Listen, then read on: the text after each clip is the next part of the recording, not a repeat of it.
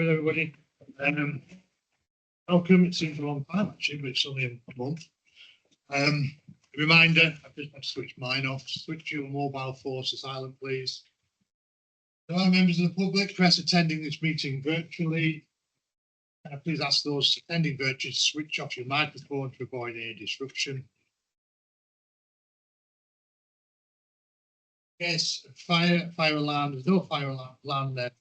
Hearing the fire alarm, please promptly leave the building by the nearest exit. The officer, clerk, fire assembly point, remain there until instructed otherwise. All officers and councillors are required to remain on site until instructed otherwise. I'm saying that because I know we have got 1 or 2 new people. Welcome to a couple of work experience students from Park School, I believe. So welcome to you from North Devon Council. And we'll go straight into the agenda with apologies for absence, please. Thank you, Chair. Apologies from Councillor David Knight. I think also Councillor Frank Beedman emails, I think probably emailed Debbie for me this morning. He's had an emergency situation with his water.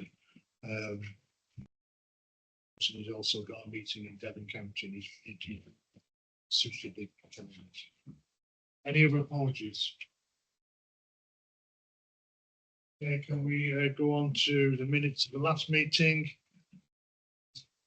I'd like to recommend that those are approved, please. Councillor Walker, seconded by Councillor Lever. All those in favour of those minutes being approved? Thank you.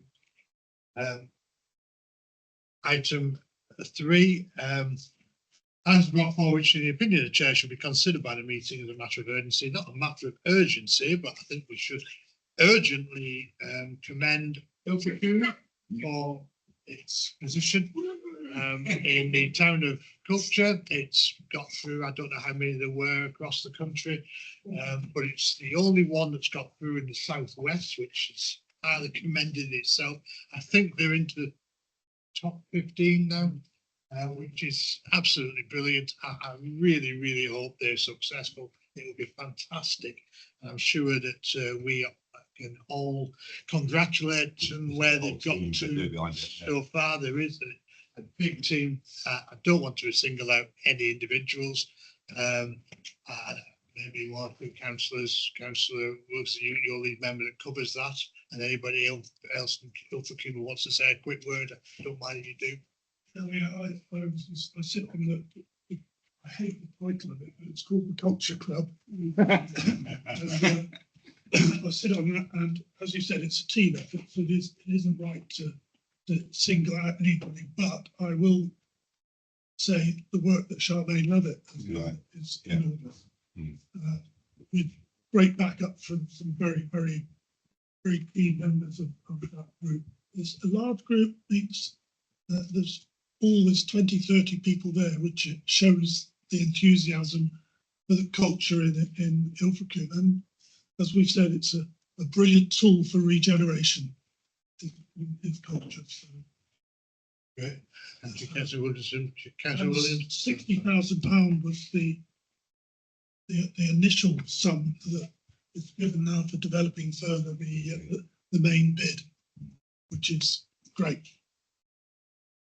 Councillor Williams and Councillor Crabbe, you want to say? Right, thank you very much. As I say, obviously, Councillor Wilkinson has obviously covered most of the aspects of what has happened, but as I say, we've got full council tonight in Ilfracombe, so I will obviously mention that you congratulated us on our success. Like we've all said, it's a team effort. You know, it will be unfair of us to single out anybody in particular, and obviously Councillor Wilkinson has mentioned, you know, a certain member of that team. But you know, it is brilliant news for Ilfracombe. You know, we are so proud to have actually got through to that. You know, to find out of 50, you know, to be in one of 15. You know, as I say, when I was told the news on Friday, I basically wanted to change it from the rooftops, but obviously couldn't until it was released by the press, you know. But as I say, you know, I just can't endorse how proud I am as a town councillor, and I'm sure Councillor Crabbe will also echo that sentiment. You know, there's so many negatives that have been said about Ilfracombe, Yeah, but we are now on and up, and we've got to carry on with that good news message to our residents, visitors, everybody needs to be shouted from the rooftops. Thank you're you. quite right and hit the nail on the head there as far as recent publicity in the press and also particularly in social media by certain individuals who constantly seem to have not just Ilfracombe, it's Barnstaple as well, knock the place. And we've done quite a lot as a council. I'm proud of what we have done. There's been quite a lot of money gone in and quite a lot of time and effort by officers to help Ilfracombe, and it definitely is on the up. And this is in a way symbolic of that good work, and it deserved everything it can get. So it's now the onus is on everybody now to make sure that they're as successful as they can be, and if they manage to get number one, then absolutely brilliant, which will It was good to see Councillor Sarah Wilson's letter to the journal upbraiding their consistently negative stance about it. Yeah. Right, thank you very much, Irene. Let's hope for the best on that one. Item 4, declaration of interest. Are there any declarations of interest? Councillor Walker. It's the last item 15, I think it is, maybe item 16. The S106 money, I am a member of Framington Parish Council, so we'll be leaving the room for that. Councillor Maskell. Everyone's the executive bit. I'm really. I'm actually going to turn this off. Thank you. Thank you. That should shorten the meeting if you If it gets too hot, I'll put it back on, boy. do. Just finishing I meeting. think that's probably that's probably affected the noise level, to be honest. So if it gets too hot, but meanwhile, if we can all speak loudly and clearly, please. Councillor Lever. Yeah, I did declare a non-registrable interest in item 16. So I have Clive, who are seeking planning consent for developments in the national landscape and the management plans material consideration for planning. Councillor Lever. Caroline. I'm Caroline Lever. And by extension, as Councillor Peter Lever's spouse, I would also like to register a Registrable. non-registerable interest for those same reasons. Any other declaration of interest? We'll move on, please, to item part B, so we'll go facing part A, part 6. Lovely LGR, Chief Executive Report.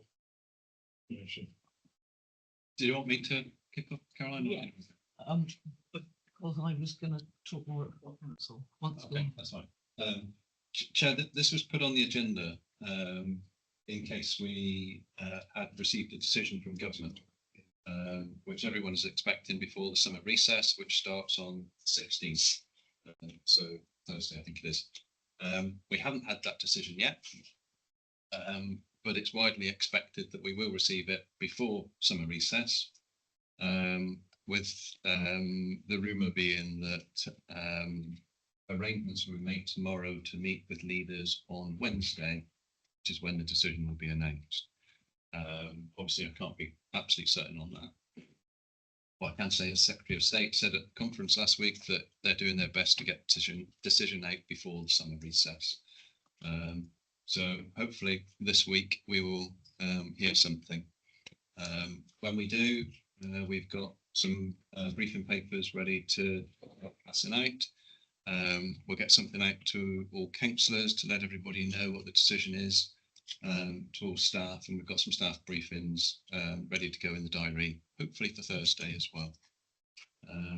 In the meantime, work is progressing. We have got a structure set up with officers working on various work themes. Each work theme is sponsored or headed up by a chief executive. I've got elections and assets, so looking specifically at how we can transfer assets over to those new authorities. And at the moment, the officers are working collectively in a decision agnostic manner. But once we get the decision through, that will provide us with a bit more focus, I think, to But just to let everybody know that whatever the decision, we'll be implementing it. And we have a structure, we have a process, and that'll be followed now. If I might say. Councillor Eva. Yeah, thank you very much. And so we've been at the Local Government Association conference where inevitably LGR and devolution have been main agenda items really, and lots of sessions going to that. I don't know what you went to, but I went to some, and I think I just wanted to sort of allay some of the fears that there are out there, particularly I think as staff, that there is a lot of change coming, but the functions of the district council and the county council will continue in some way, shape or form. There are still going to need to be bins emptied. There are still going to be planning applications that need to be dealt with. But the vast majority of staff particularly, there will still be jobs. You know, we don't know what the detail is. We don't know yet.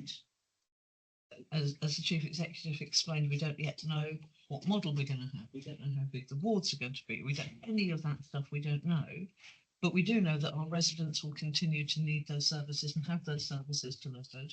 The question is the how. And I think one of the other things that we has not yet been pinned down and cannot be at this point is what kind of neighbourhood governance arrangements are put in place. But there was a lot of discussion about, you know, what does devolution mean and how far does that go down, and quite a lot about participatory decision making within communities and neighbourhoods. Government at this point has not specified what they think a neighbourhood is. We would be keen for them not to, but for them to trust local authorities. So it's a moving picture, but it's a picture which is one of change. But it is something that I think there's a lot of fear about because it's so much there's so much unknown about the whole process. But actually, there are some real positivities that we can get out of it.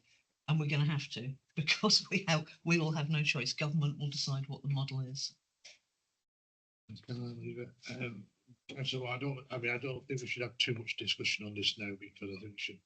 Yeah, go on. Yeah, it was, but it is good to know that as the county are arranging for involvement with local parishes, with Councillor Lever and I and John Triggs.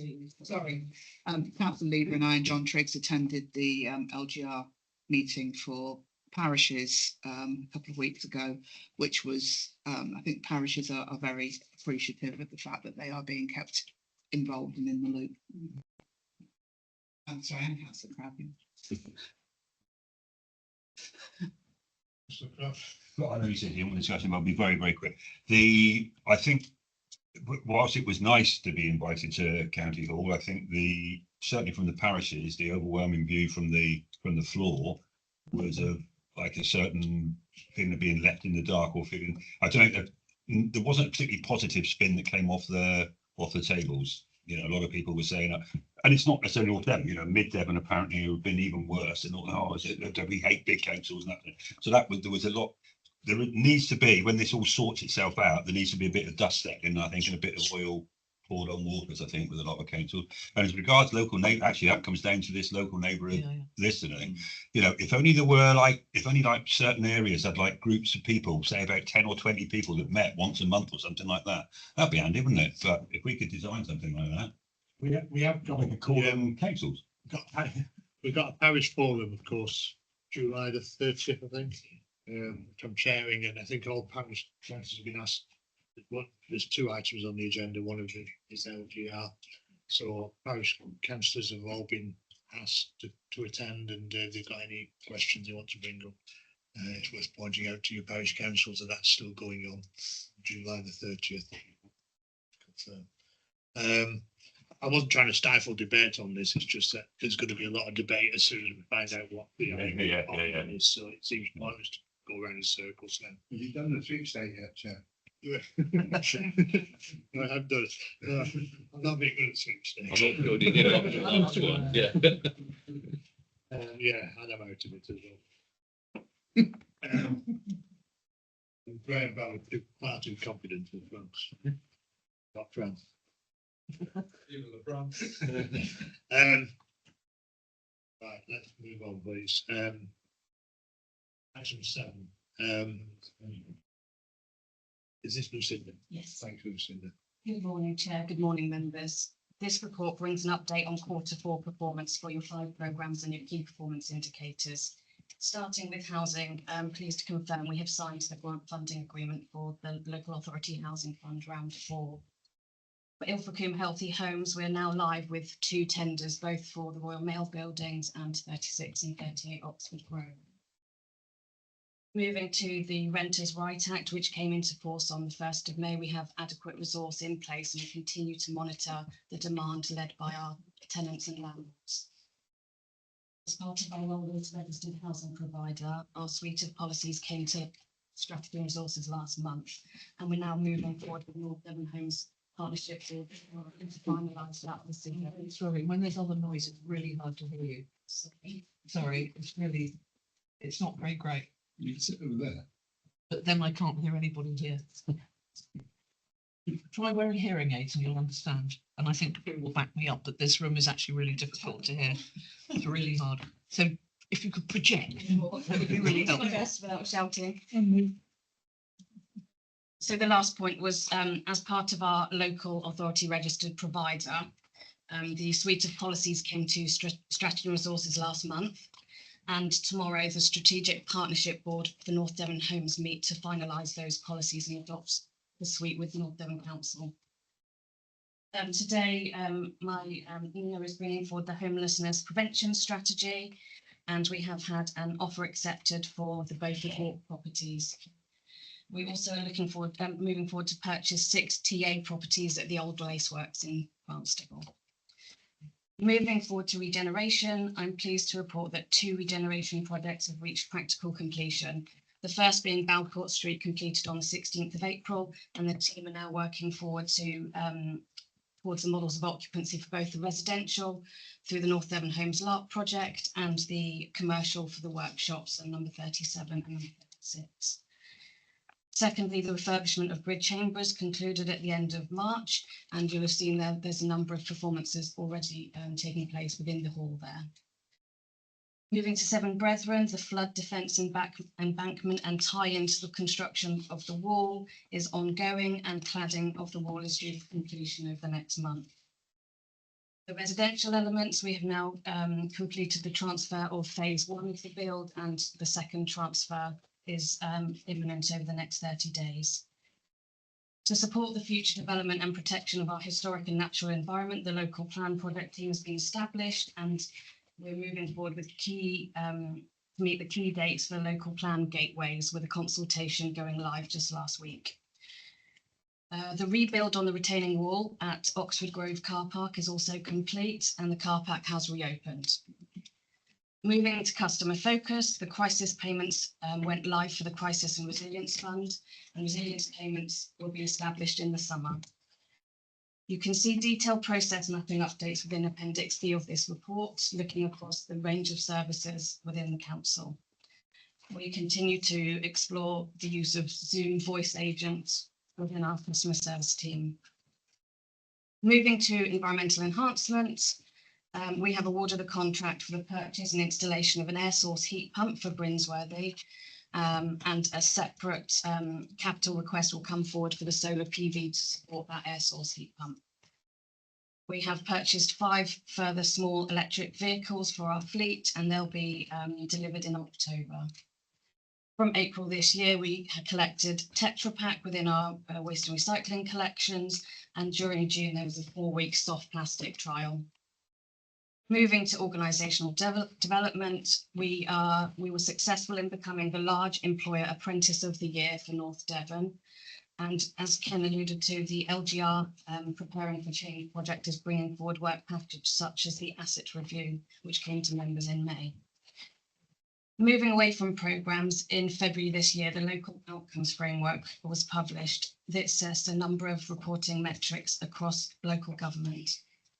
Of the 15 metrics, there are 8 applicable to District Council. These are noted in 4.4 of the report. This data is already collected and reported on, but the framework pulls together all data sets into a national picture.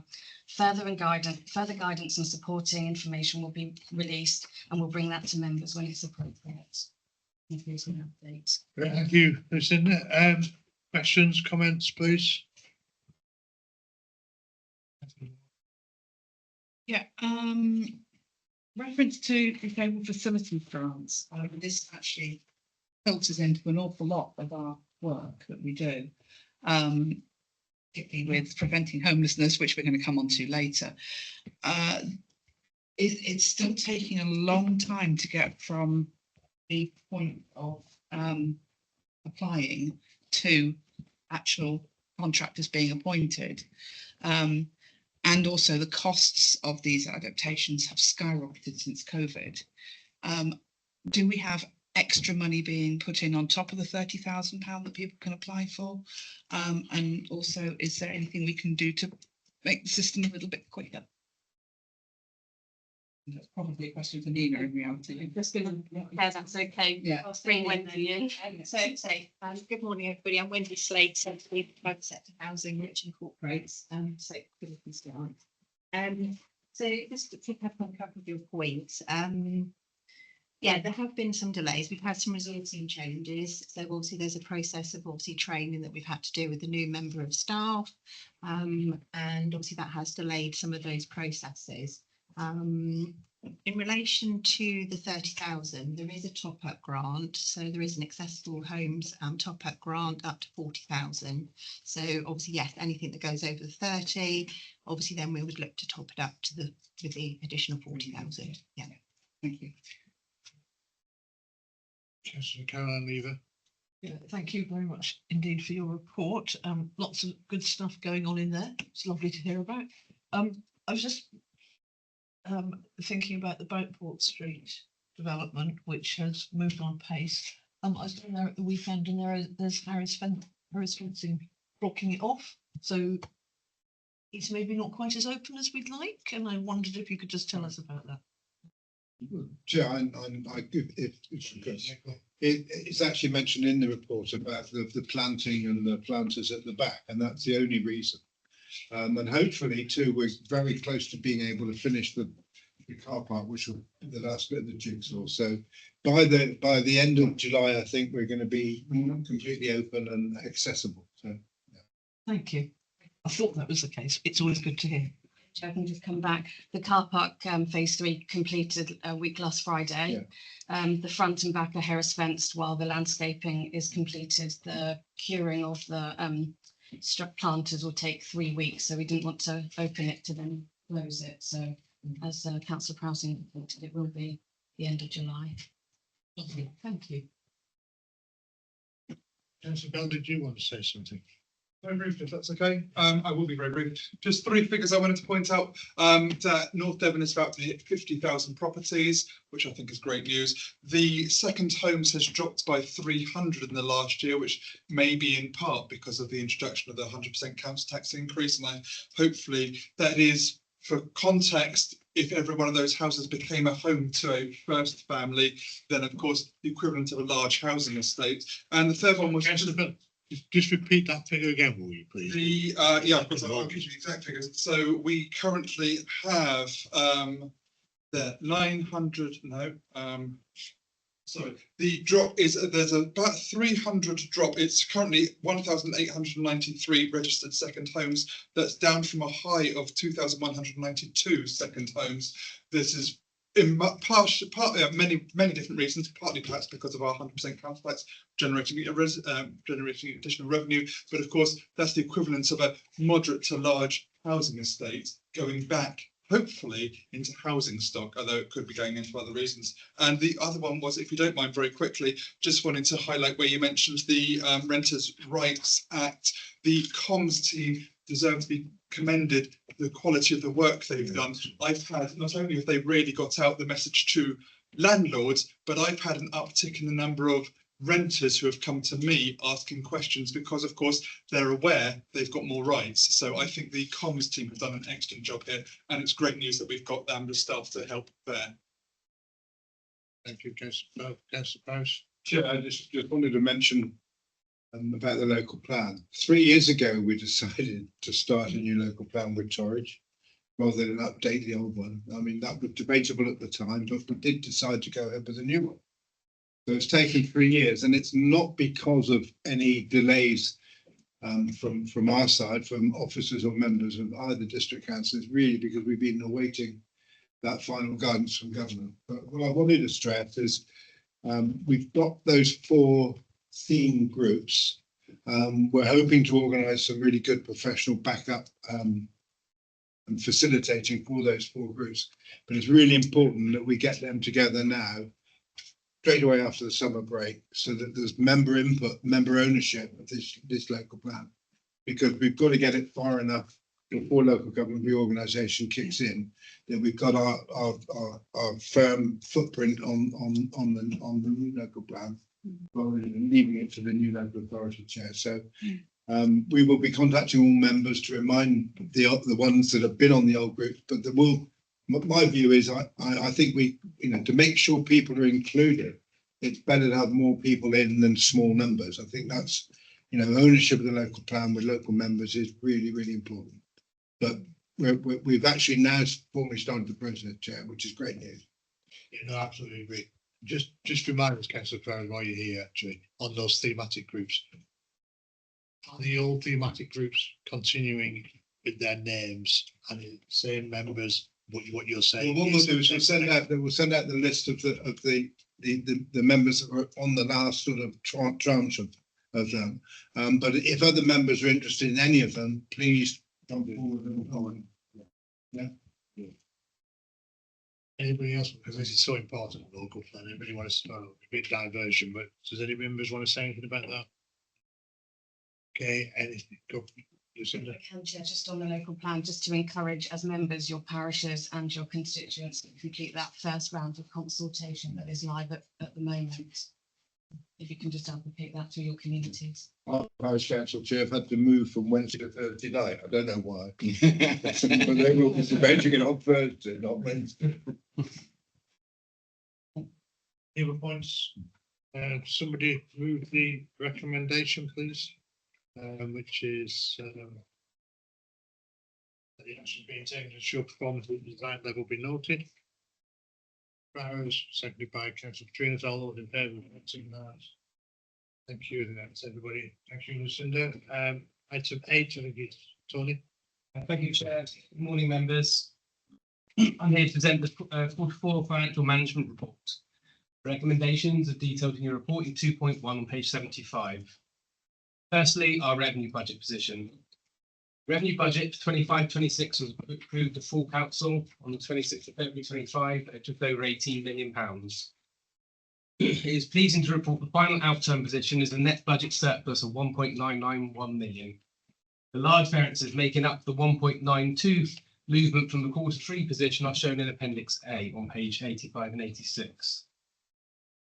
The larger and more significant variances are reported and expanded upon on page 76, grouped by adverse and favourable variances. The most notable variance is the favourable variance of 1.885 million additional business rates income. This additional net income from business rates retention scheme has come from 3 main areas: new growth on business rates income and additional gains through the Devon White pool, a lower central levy paid on additional business rates income, and a reduction on the element of appeals provision, resulting in an excess provision now being returned to the council. From the positive net outturn position of 1.991 million, it is proposed to contribute the following amounts into earmarked reserves, provide protection against future budget risk, and enable the council to proactively reduce the medium-term financial pressures.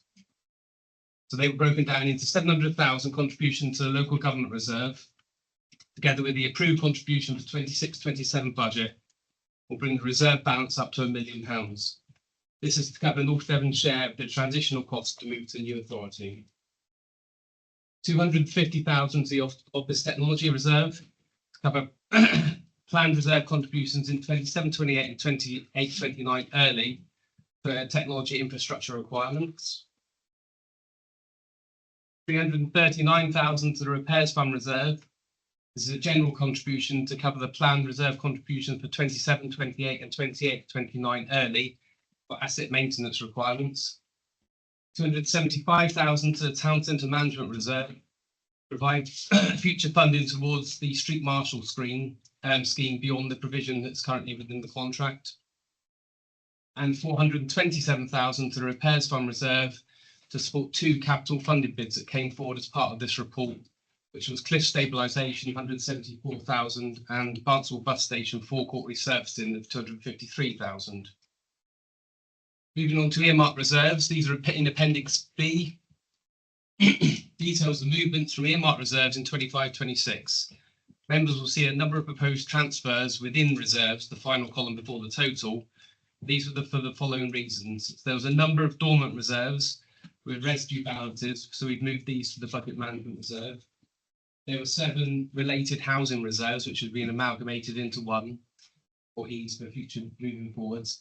And also a one-off contribution to the economic development and local government reserves made 1 year early, which reduces the need for these contributions in 27-28, helping protect the revenue budget moving forward. So moving on to capital, the actual spend for 25-26 was just under £11 million. This resulted in carry forwards from 25-26 to 26-27 of 5.8 million. These are detailed in Appendix D. 4.4.8 of your report details other Q4 variances. These total 1.339 million, including 4 new capital projects that were scored high by the project team. The 5.8 million has been added to the existing 26-27 budget and varied by the 1.339 million detailed in 4.4.8 to give a revised 26-27 budget of £16.4 million. Takes the total capital programme to just over 18.3 million. This is detailed in Appendix E on page 99 to 102. The funding of this programme consists of 150,000 capital receipts, 9.59 million of potential borrowing, 6.985 million of external grants, and 1.581 million of our earmark reserves. Total borrowing at 31st March 26 was £17 million. And finally, release of funds for this quarter can be seen in 4.4.13 of your report. Members, that concludes the presentation, and we're happy to take any questions. Thank you, Tony. Councillor Petrinas. Yeah. It's good to see that, yet again, the revenue budget's benefited from an increase from business rates this time to the tune of nearly, getting on 2 million quid. Can you tell me how is that about that pool monitored during the year, and when do we first have indications of what the likely outturn is likely to be? Because I don't recall it being flagged up during previous quarterly reports as being likely to be of that significance. If we do get notification earlier in the year, then we do build those into the various quarterly reports. But like I say, there were 3 main areas this year, and the Devon wide pool is one area which we don't necessarily know the full details until the outturn. So that's harder to monitor. So moving forwards, there won't be quite so many big variances within business rates because we haven't got the Devon wide pool for 26-27, and also the element of the central levy on the additional business rates. Again, that won't be effective for the first couple of years moving forwards. And obviously, because of the reset, there won't be the same sort of uncertainty around the growth. We always slightly on the side of caution in terms of the growth. So there's always probably, if things go the right way, there's always going to be an element of growth at the end. But we've had those 2 other elements, including the provisions as well, which has made the outturn a larger figure than we were probably expecting. Councillor Walker, Councillor Cram and Councillor Peter. I just want to say thank you very much for to the team for their excellent report as normal, and they are really easy to, well, in my opinion, really easy to read and digest, and thank you very much for it. Yeah, Councillor Cram. Might be the wrong question to ask, I don't know, but I'm gonna have a go. We all sat in this room, or a lot of us sat in this room a couple of months ago, and we were all told that financially the best thing to do was to run screaming from the building. Does this 1.92 million alleviate any of that? I think most of it's gone into project work, which is welcome, but are we still running screaming from the building? I think as John shared the most recent MTFS with members post the outturn. So within the report, I spoke about various things going to certain reserves and helping the future MTFS. John has revised the medium-term financial strategy, and because of these reserve contributions and making the most of that outturn position, we are in a better position than we were before. So certainly for 27-28, that's come down a bit, but some of the future years are still quite big gaps. So we are in a much better position than we would have been. So there's still quite a bit of work to do. I don't know whether Ken wants to add anything else to that. Yeah, that was the piece of work that came out of the meeting you're talking about, which was the workshop with members. And members asked us specifically to go away and start looking at the reserves position. And that piece of work has helped the MTFS. And this one, just very quickly, so this 1.92 million. Business rates were there. It's labelled as an uplift or as a bonus. Not quite the right word, but no, the baseline is there. Is that the baseline there, or is the baseline still there, and you won't get another bonus again? So the new figures, that is the baseline now. So everything we've built in for the budgets for this year is as originally. So there won't be anything extra other than the growth I alluded to, which we I wouldn't. was thinking in following years. For future years, there will still be growth on top. Yeah. Okay. Councillor Peter Lever. Yeah, I mean, it's just a point really. I mean, echo what Councillor Walker has said, and thanks very much for the work you've put in. And as Councillor Crabb said, I mean, it was the picture certainly looked a lot gloomier a few months ago than it does now. But we are still in a position where government has reduced our core spending power at a time when prices and wages are going up, and on top of which you know, we're having to put in quite a significant proportion of our annual revenue budget to pay for local government reorganisation, which, although it may eventually bring some economies, actually is going to be quite disruptive and quite expensive to running the first case. Now, I mean, it's more perhaps a question for Ken. I mean, is £1 million reasonable for our costs in that? Are they going to go up, or are we being cautious? There is a conversation that's still to be had amongst the leaders as to how the costs of LGR will be shared. We know what those overall costs are likely to be because each proposal that went in indicated the transitional costs aligned to that proposal. But there has not yet so far been agreement between all of the authorities as to how those costs will be divvied up. That's the next decision to be made, I think, following the announcement. Once we know how much we're going to have to put in, then we know whether we've got enough in the bank to do it. Yeah, it is a million proportional to our share of the budget of a bigger unitary, roughly speaking. It depends how you divvy it up. If you divvy it up on spending power, then yeah, it's proportional. If it's just a 50-50 split, then it's not. Yeah. But that's the decision that needs to be addressed fairly soon, I think. Thanks. Any comments? Thank you, Tony. Can somebody move the recommendation, please? Councillor Walker, seconded by Councillor Lever. All those in favour of the recommendation? Very much. Right. Item 9, Adam. Thank you, Chair.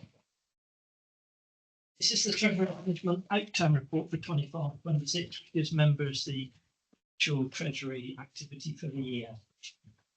But it might be helpful if I just talk you through the summary table on page 104. So for 25-26, we had finance capital expenditure of 3.5 million. We also had additional finance leases of 340,000 in relation to the vehicle fleet. We can then take off the minimum revenue provision, which is the annual cost of borrowing that gets charged to revenue of 1.4 million. So that resulted in the capital financing requirement for our underlying need to borrow for capital purposes of 36 million as at the end of the financial year. Taking off the borrowing that's already included within the finance leases left us a borrowing need of 30.5 million. As Tony mentioned, our actual borrowing was 17 million at the end of the financial year because we were able to borrow the remaining 30.5 from our own cash flows and resources. External borrowing did increase by 5 million during the financial year. In terms of the borrowing, we paid 543,000 in terms of interest at a rate of 4.16 for the year. This compared to a budget assumption of 820,000. Slippages in the capital spend, our strategy of internal borrowing and delaying the external borrowing allowed us to reduce the costs in the year. In terms of investments, our internally managed funds and 390,000. That compared to a budget assumption of 400,000 for the year. Investments and deposits excluding the liquidity funds held within our own bank and an average rate of 3.98% compared to the council's benchmark of 4.01%. I'd like to refer members to the recommendation in section 2.1 of the report. Chair, happy to take any questions. Great, thank you, Adam. Yours was succinct as usual, brilliant. Questions, comments? Just to check, oh, sorry, I'm just going to say, I mean, this idea of being able to borrow internally, is that help because it's one of the major factors that we've got a bit of a tick over because we're two-tier and we hang on to a bit of county money to as long as we can? Or is that a naive question? No, certainly probably more in terms of our investments during the year. You are right that we have sort of cash flow advantage, where it comes difficult is come sort of February, March, we generally take that money over and then we're back to our core fund. So there's more investments that rather than the borrowing. I mean, I make the point because obviously in the units you won't get that. I mean, it's really over a long period of time, it's really helped us be brave and bold with our capital programme and make decisions without taking huge risk. And, you know, that won't be there in the future. It's just the point I've done there. Councillor Walker. Again, I'd like to thank the team for all the hard work that goes into producing these reports, and I'd also like to move the recommendations. Anybody else? Yes, I'm going to move to recommendation 2, please. 2.1, Caroline Lever, seconded by Walker. All in favour? Very much. Thank you, Adam.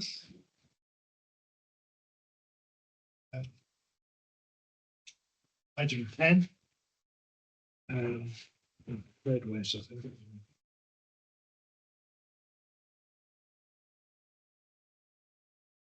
The 2 young ladies from Park School and their work experience, you managed to stay awake so far, because it does sometimes get a bit more exciting what you might have experienced. Has nothing to do with the officers or anybody, it's just that we've had a lot of financial, it tends to be quite dry, but it's essential stuff. But we're now on to item 10, which is to do with trade waste. This is a report. Who's presenting this? We don't have anything to present, Chair. I mean, just as background, and I thought you were going to say, you know, we've now got some really interesting reports, but I'm sure this qualifies. Yeah, as people know, we've had a series of decisions in relation to trade waste. Scrutiny and Policy Development Committee decided to have a look at the process that was undertaken. They sent a survey out to members and to officers, and this report presents the results of that survey. Members of the committee considered the report and the results at their last meeting and came up with a series of recommendations, which are on your agenda papers on page 123. And those are recommendations to this committee. So it's for members to decide whether they wish to accept those recommendations or what they want to do with those recommendations. Right. I think we're all participating in the survey. Thank you to the Policy and Scrutiny Committee for doing that. This, you know, earlier on in the year, there were issues. We did get some things wrong. We know that. Hopefully, the process has been strengthened now. I don't know if anybody wants to comment on the actual survey, or can we just go straight into the recommendations? And does anybody, page 1, 2, 3 we're on, does anybody want to say anything about those recommendations or take any of them out? Councillor Prowse? Chair, I'd move that we accept the recommendation. I think that is important that we follow the scrutiny process. We've asked them to, they've done a bit of work and they've come back and they've put a lot of effort into it. And I think we should agree with all of them because they're all. Does anybody want to argue against any of them or Councillor Prowse has recommended then that we accept all of the recommendations, seconded by Councillor Masco. All in favour? Sorry, I didn't actually ask anybody what to speak at all, but okay, can we move on to item 11 then? This is update of council and environment diversity plan. It's an extremely thorough report. This, I hope you're not going to read through it bit by bit. Just give us a brief summary, and I'm sure there'll be questions. Obviously, the agenda's getting more and more exciting as we go through. And more and more important as well. yeah, more important. I think climate change is certainly on a lot of people's minds at the moment. And you'll have seen the format of this report before. We've obviously got to do it and we'll update. And it's been discussed at length with the climate action team, and they've been taken through the review process sort of from the start to this point. And It's going to put the conditioning on. I can't do it now, can I? I think it's absolutely fine to use the air conditioning. There's been 2,700 excess heat deaths in Europe. We need to put it on here. There's a definite balance between,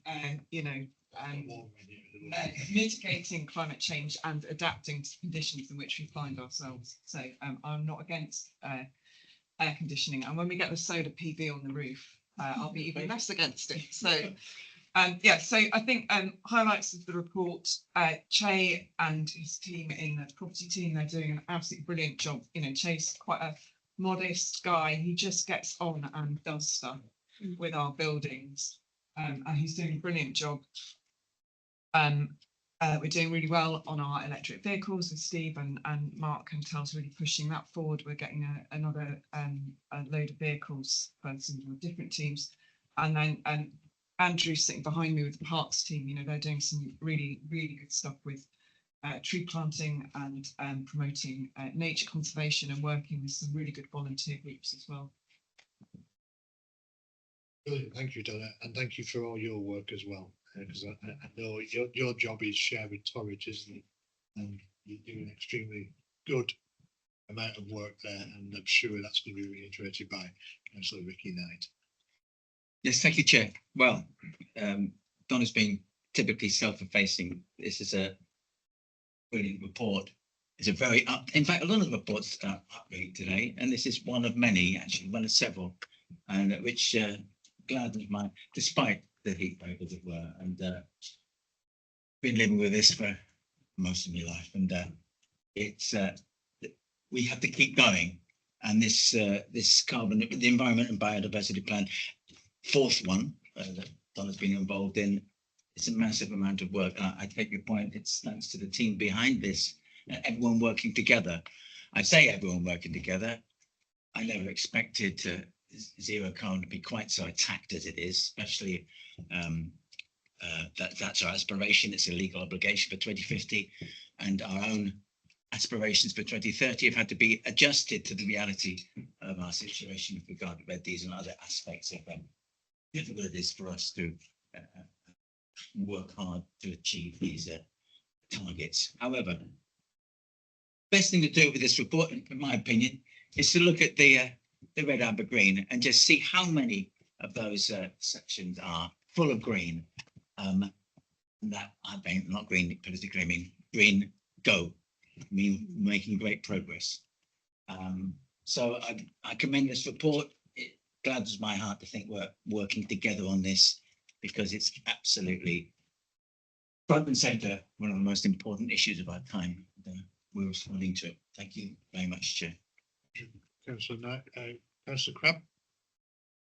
I probably won't say anything here, but I just want, there is an issue with a piece of land in Ilfracombe, which I would like to discuss because it directly relates to this, but it might be better on the next agenda item. However, I'm aware that sometimes you say you can't talk about that anymore because you've just agreed something else. So I'm just checking that we haven't agreed something else before I talk about the next thing. So there's nothing in this report as I'm reading that would stop us from changing a current plan in the council's biodiversity ambitions.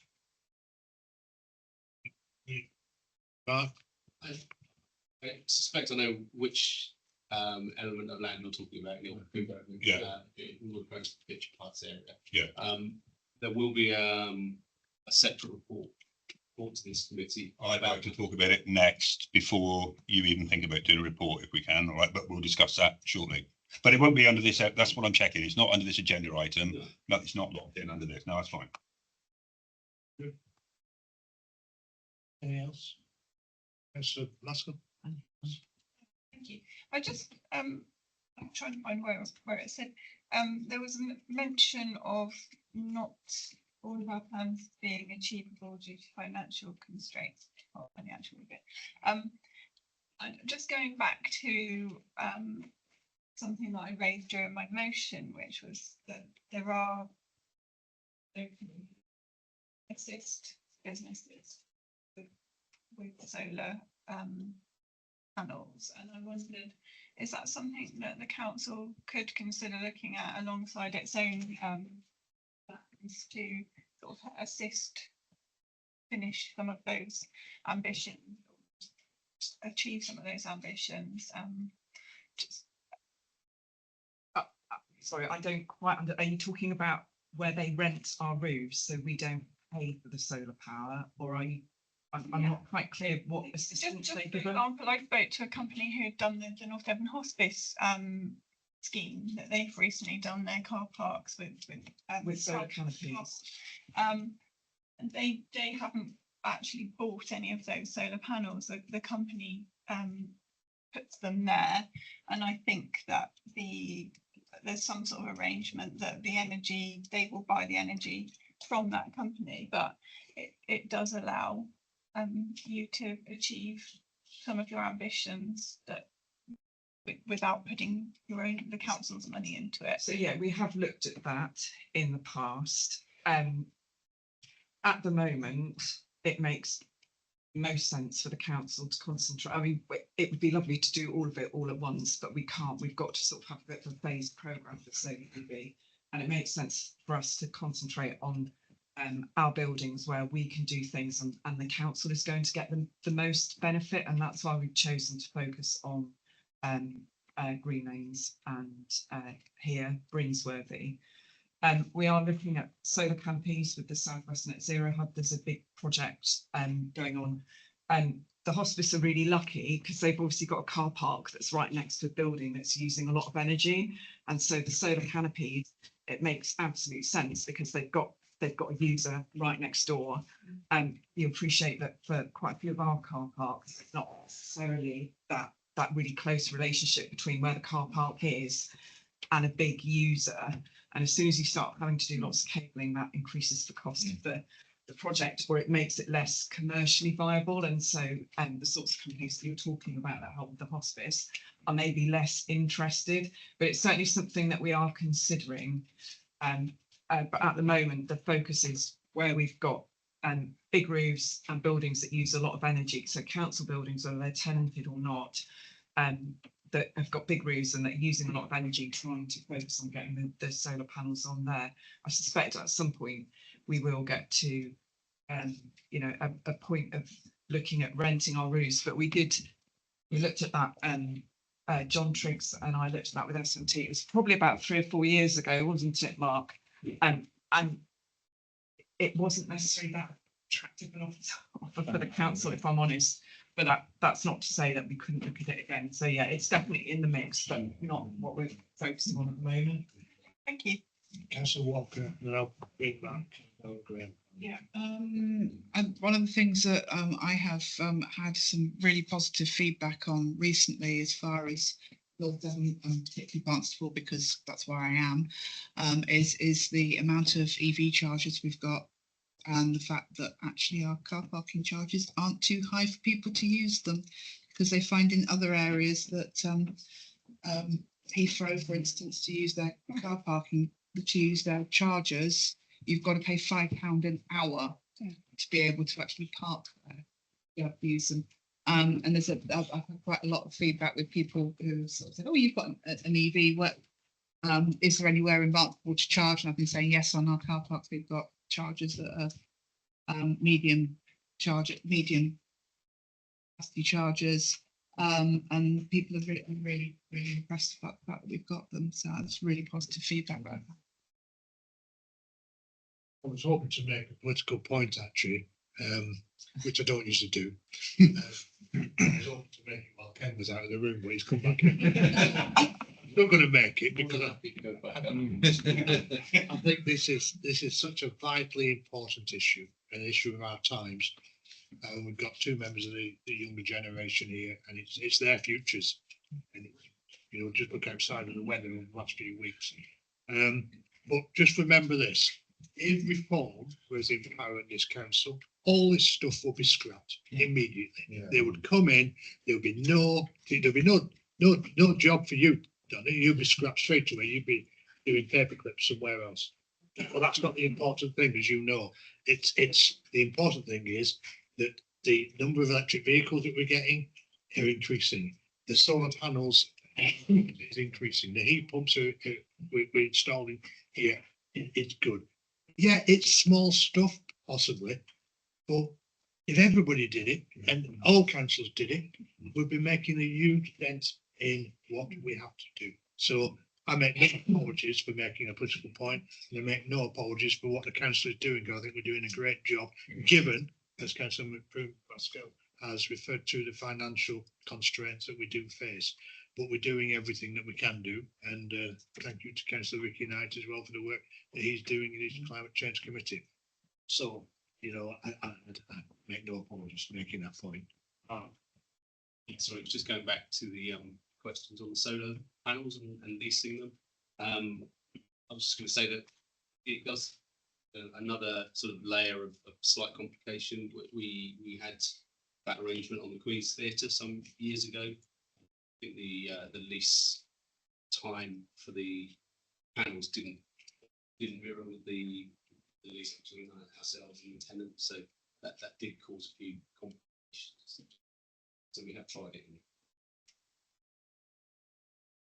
Councillor Brown. Thank you, Chair.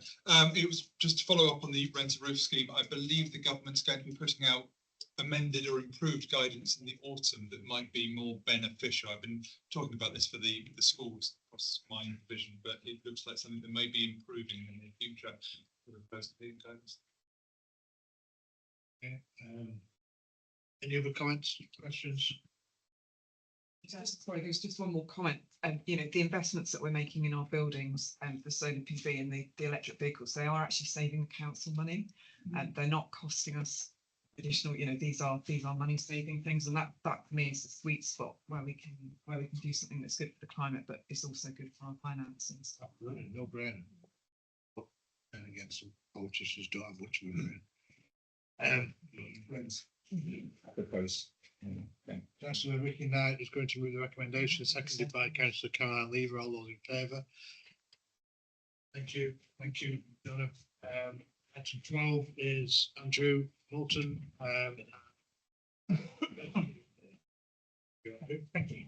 So just a quick update on what parts we're doing around biodiversity. Over the last few years, we've been working quite hard on it. We've currently got 17 hectares managed as meadows, which is a mixture between our own in-house guys and contractors. We now manage 4 local nature reserves, 2 in Coombe, in Barnstaple, 1 in Flemington.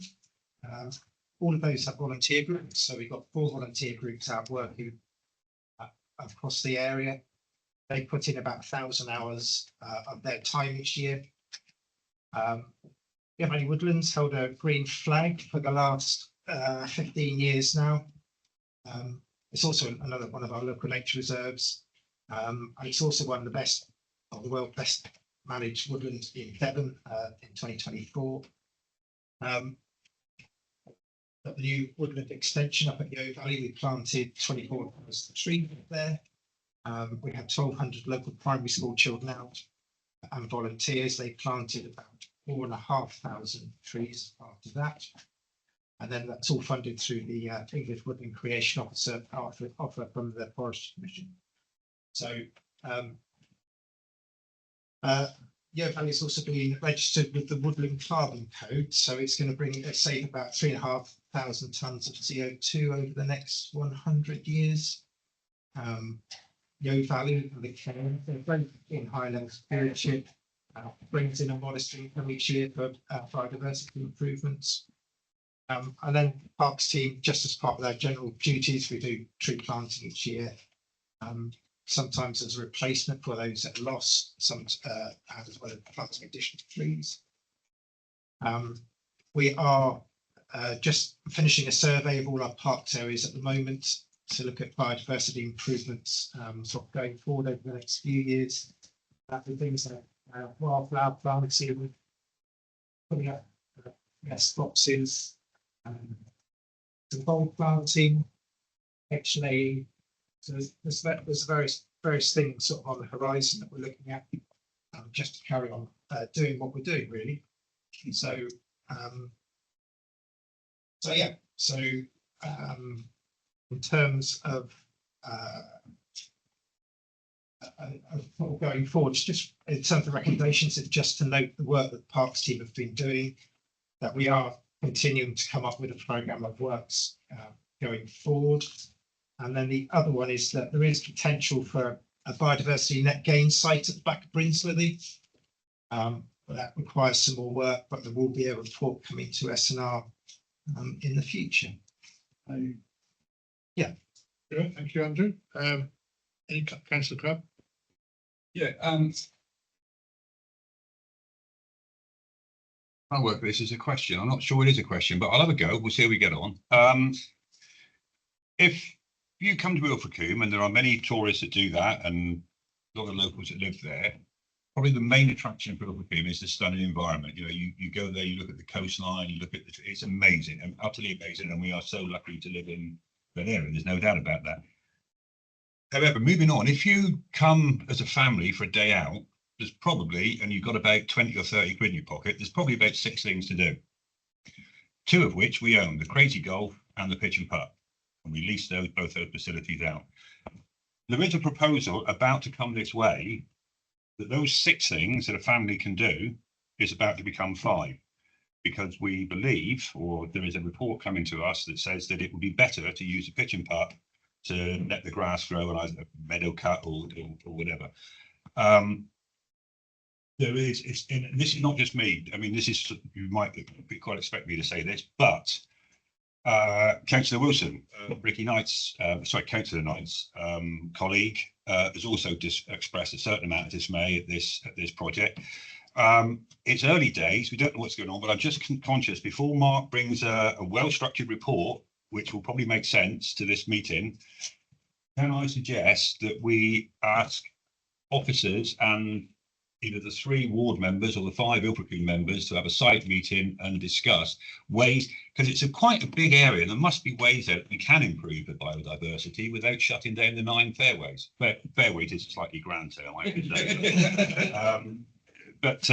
Councillor Crabb, let me stop here because I think Mark wants us to come in, and I think that does sound like something that's perhaps not specific on this one, but I agree there should be some kind of site visit in the before anything starts. But go on, Mark. Yeah, thank you, Mr. Chairman. I think I don't want that issue in Ilfracombe to distract from this report. Really, this is an update on really some really good work that Andrew's doing, or the Parks team and the whole are doing with various partners across the whole district, engaging lots of activity in the local environment and thinking all about boxes really from an environmental point of view. The issue you're referring to, all that's happened is the tenant has been written to in line with the lease agreement. That's something that the Dates team have had to do because it's a condition of the lease that it gets it's coming to an end next year. So with 12 months to go, there is something in the lease that says the district council need to write to the tenant and give them 12 months notice. So that's nothing to do with the biodiversity report. There's been no decisions about how that area is going to be used in the future. No decisions taken at all. So all it is tenant has been written to in line with the conditions of the lease. That's all that's happened.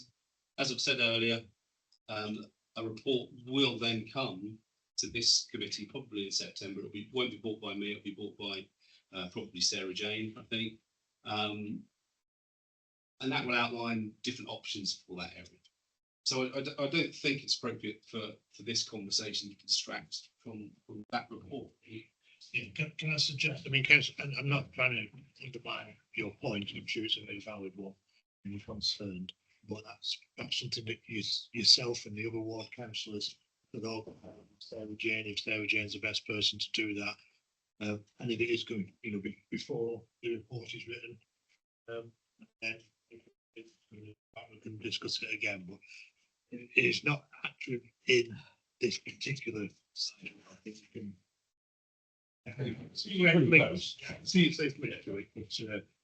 No, I fully commend the report and the work that's been done. Let's be clear about it. It's just that I can foresee, the fuss we had on Capstone, there is going to be a button coming over the hill unless we handle it sensibly. No, I get. I say that. I am suggesting perhaps yourself and inviting other councillors to a side meeting, so you can express your concerns there. I think it's probably the best way to go. So you're aware. Councillor Peter Lever. Yeah, just going back to the report, the prospect of having biodiversity net gain site here at Brinsworthy is, I mean, I think that's quite exciting. That's just quite interesting. Is the idea that would count towards our credits for development that we're doing, or is that something that we would look to sell off as credits for other development? It could be either of those. I'm not a BNG expert, but it's not a straightforward process because obviously BNG comes through the planning system. Obviously being the council, we can't have poacher and gamekeeper at the same time, so it will require a third party to do that.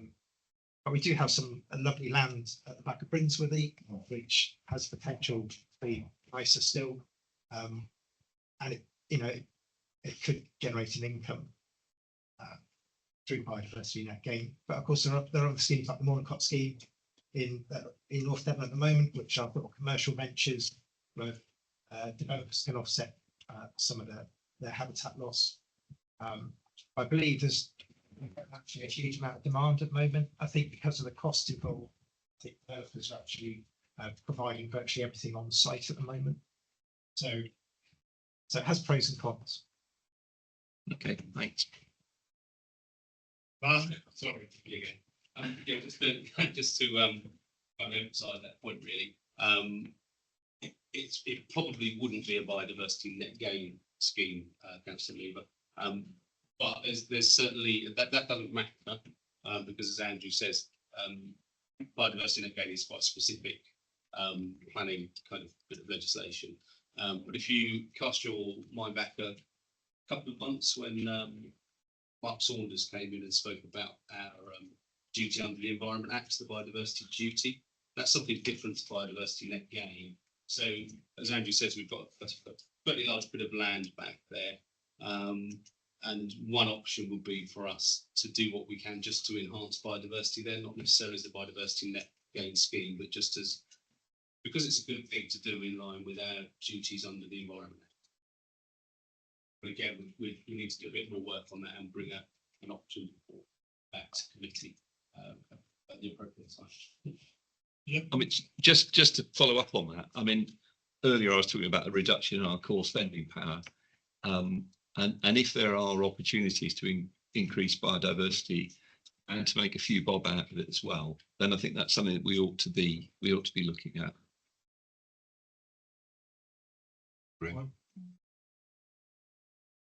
Any other issues, points? Somebody with a recommendation, please. Moved by councillor Ricky Knight, seconded by councillor Lever. All those in favour of the recommendation? Thank you. Thank you, Andrew. Item 13 is Nina, and this is the homelessness prevention strategy, which Graham's going to present. Graham?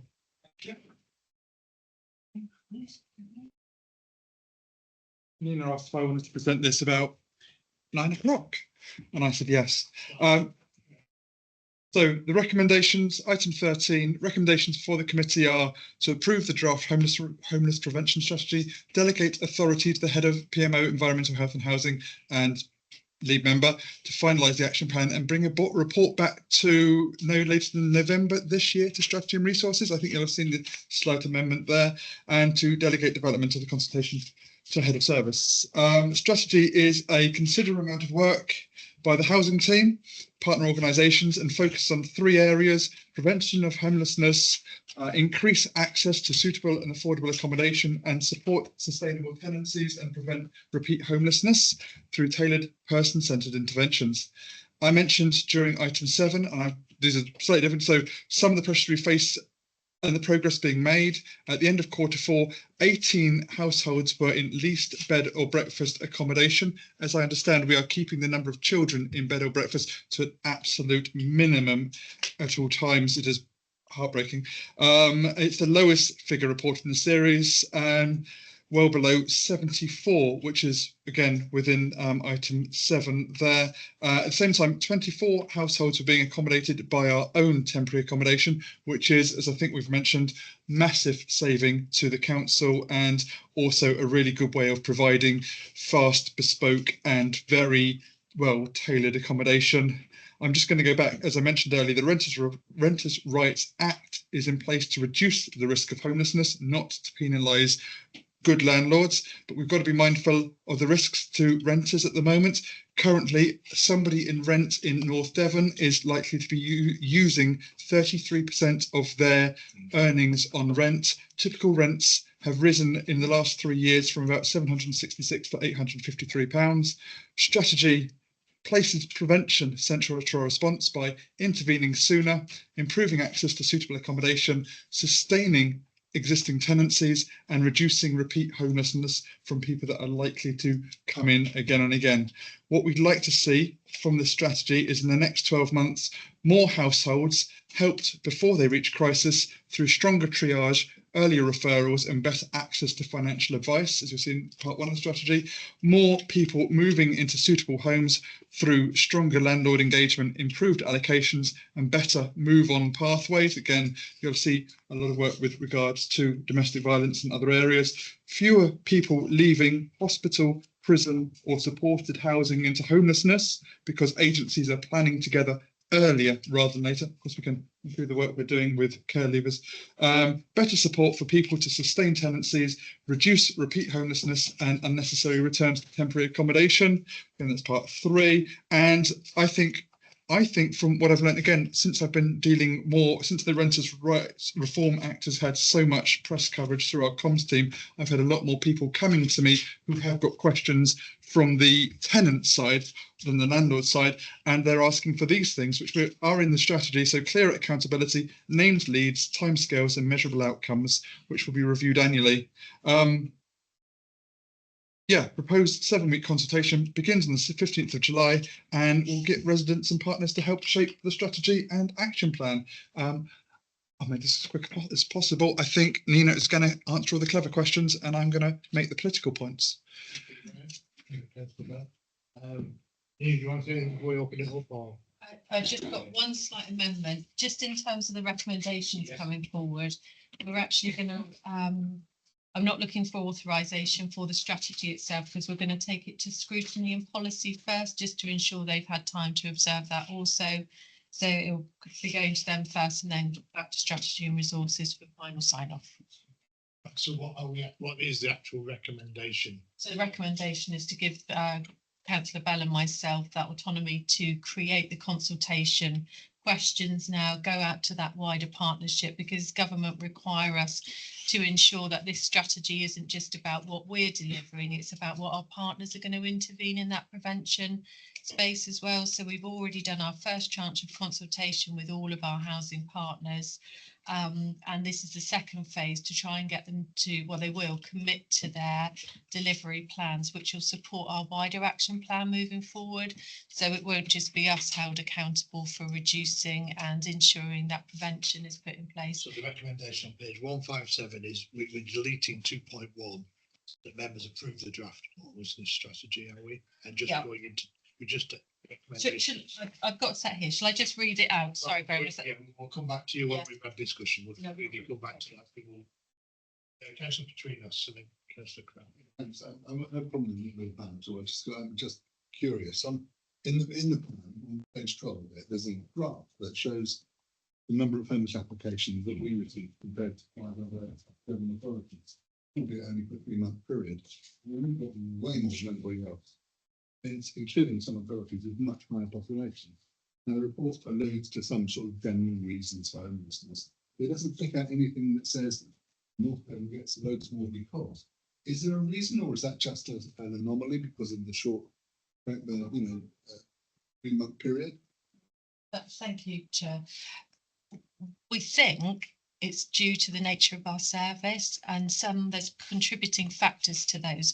So, for example, our young persons worker, she's pitched in Petrock for 1 day a week. So that stimulates quite a lot of conversations, approaches. We've got the Freedom Centre, which is a different model to a lot of people have, where you've got the NHS, the doctors, the mental health, the drug and alcohol supports. So I think we get an increased number. It doesn't necessarily mean that we always have to do interventions or provide housing for those clients that are coming forward. But I genuinely believe it's because our service is quite smart in terms of the models it's got in place. We increase those numbers, which provides that advice and hopefully provides that prevention as well. So those cases where they come early, where they are still in properties, we can stimulate those conversations with landlords early to hopefully maybe try to mitigate that, put some financial plans in place. Sarah's service have just got their housing crisis fund, where we are going to be working with families. I'm sure, Sarah, I'm not sure if it's on the agenda today, is it, Sarah? But I can talk about it just in terms of getting advice out to rural communities as well. So getting that advice into people's homes and working through their finances end to end. So I think that's the conclusion, particularly around the young persons, which tends to stimulate those numbers. So really it's that the other authorities are under-reporting rather than that we're over-reporting. No, I don't think it's the reporting. I just think it's the approaches. Under-collecting the applications. Yeah, no, it's more that it is more that we are very. I don't want to blow our own trumpet too much for the housing team, but we are very much out there, and people are aware we're there, and they're coming to us. So we've Councillor Coombs and I have been taking this up on the reason that our 16 and 17-year-olds non-care leavers that are presenting as homeless are massively higher than other parts of Devon, and they're higher than Exeter's, and it is largely down to the fact that people know where to come, and also people coming in from certain areas, and they are coming to us, whereas in other areas they might be finding other ways. But we're bringing down the problem by actually highlighting it. I think our former MP, she mentioned, if we are too good at homelessness, we get more homelessness, and that was a quote she made in discussion on this, and she wasn't entirely wrong. But we may have disagreed on the details. But in some ways we're bringing more people in because we're letting people know that we're there. These people exist in other areas, but they might be going other ways and not getting the help they need or the interventions they need as quickly as possible. I'd like to reach across the political divide now and ask Councillor Lever to mark my homework and just to prove that was a very similar question to the one that I had in mind. However, in the resulting vacuum, there was in your view, do other authorities move people around, and do we sometimes get surprise receipts? So I think we all move clients around for various reasons. If, for example, we have approaches of people who've been victims of domestic abuse and violence, we will look to move them out of the district. But there is a protocol that we have to follow. We have to do as disclosure when we're doing out of area placements. So it should be exceptionally transparent. There have been occasions definitely where there's been a lack of stock in an area, and we've been advised that people in temporary accommodation have been moved into our area. I think we've got better at doing that. I think the transparency across the borders have helped. I think the relationships with the housing officers have improved. But so yes, there is definitely, but there is a protocol to provide transparency around that. I was thinking more of us being the recipient. I mean, and I'll be specific in a vague way. A senior officer of this council, right? A senior officer of this council said that a controversial person who historically lived in Torridge was placed in temporary accommodation in Ilfracombe for 28 days, knowing full well that at the end of 28 days the contract expired, and then that person became a homeless person in North Devon as opposed to Torridge. Could that be gossip, or is that likely to happen? Yes, please do. I think that, as Nina said, that there have certainly been occasions in the past where we have been surprised to see somebody turn up in our area. I think over the last couple of years, more steps have been taken to ensure that that doesn't happen in the same way that it used to. And I would hope that in those circumstances now that we would be notified in advance of why or an individual who was going to be placed in our area and why that individual was being placed in that area. But you're absolutely right. In the past, there have been occasions when there hasn't been that prior notification. So, and unfortunately, that then leads to the sort of perception that somebody is being shifted to shift a problem effectively. Councillor Walker. I just wanted to go to the consultation itself, and it's fantastic to hear that there is sort of somebody going into North Devon College to talk to students. That's a really positive, because one of the things that has concerned me, and I believe quite a lot of our colleagues, is the fact that we have a high level of youth homelessness in the area, and it's how to get their input into the consultation. So fantastic that we've already started that round, but can we make sure that we have consultation available as paper copies in the hub in Green Lanes and in the Amory Centre in South Molton and the offices in Ilfracombe as well, so that we can get the most diverse and range of people taking part in the consultation and actually get a decent amount of people responding to make a really strong case for this policy. Yeah, thank you, Chair. Thank you, Councillor Walker. Yes, as part of the consultation strategy, those paper copies will be delivered into those areas, absolutely. And our reach on social media is really quite vast, as you know, these days. So we'll be pushing every element to make sure that during that 7-week period, we do reach as many people as we possibly can. Yeah, I've got a number of points. I'm glad that you recognise the contribution of the voluntary and community sector, and I hope that in the final version of this that becomes a public document, that's maybe emphasised a bit more than it is in the text.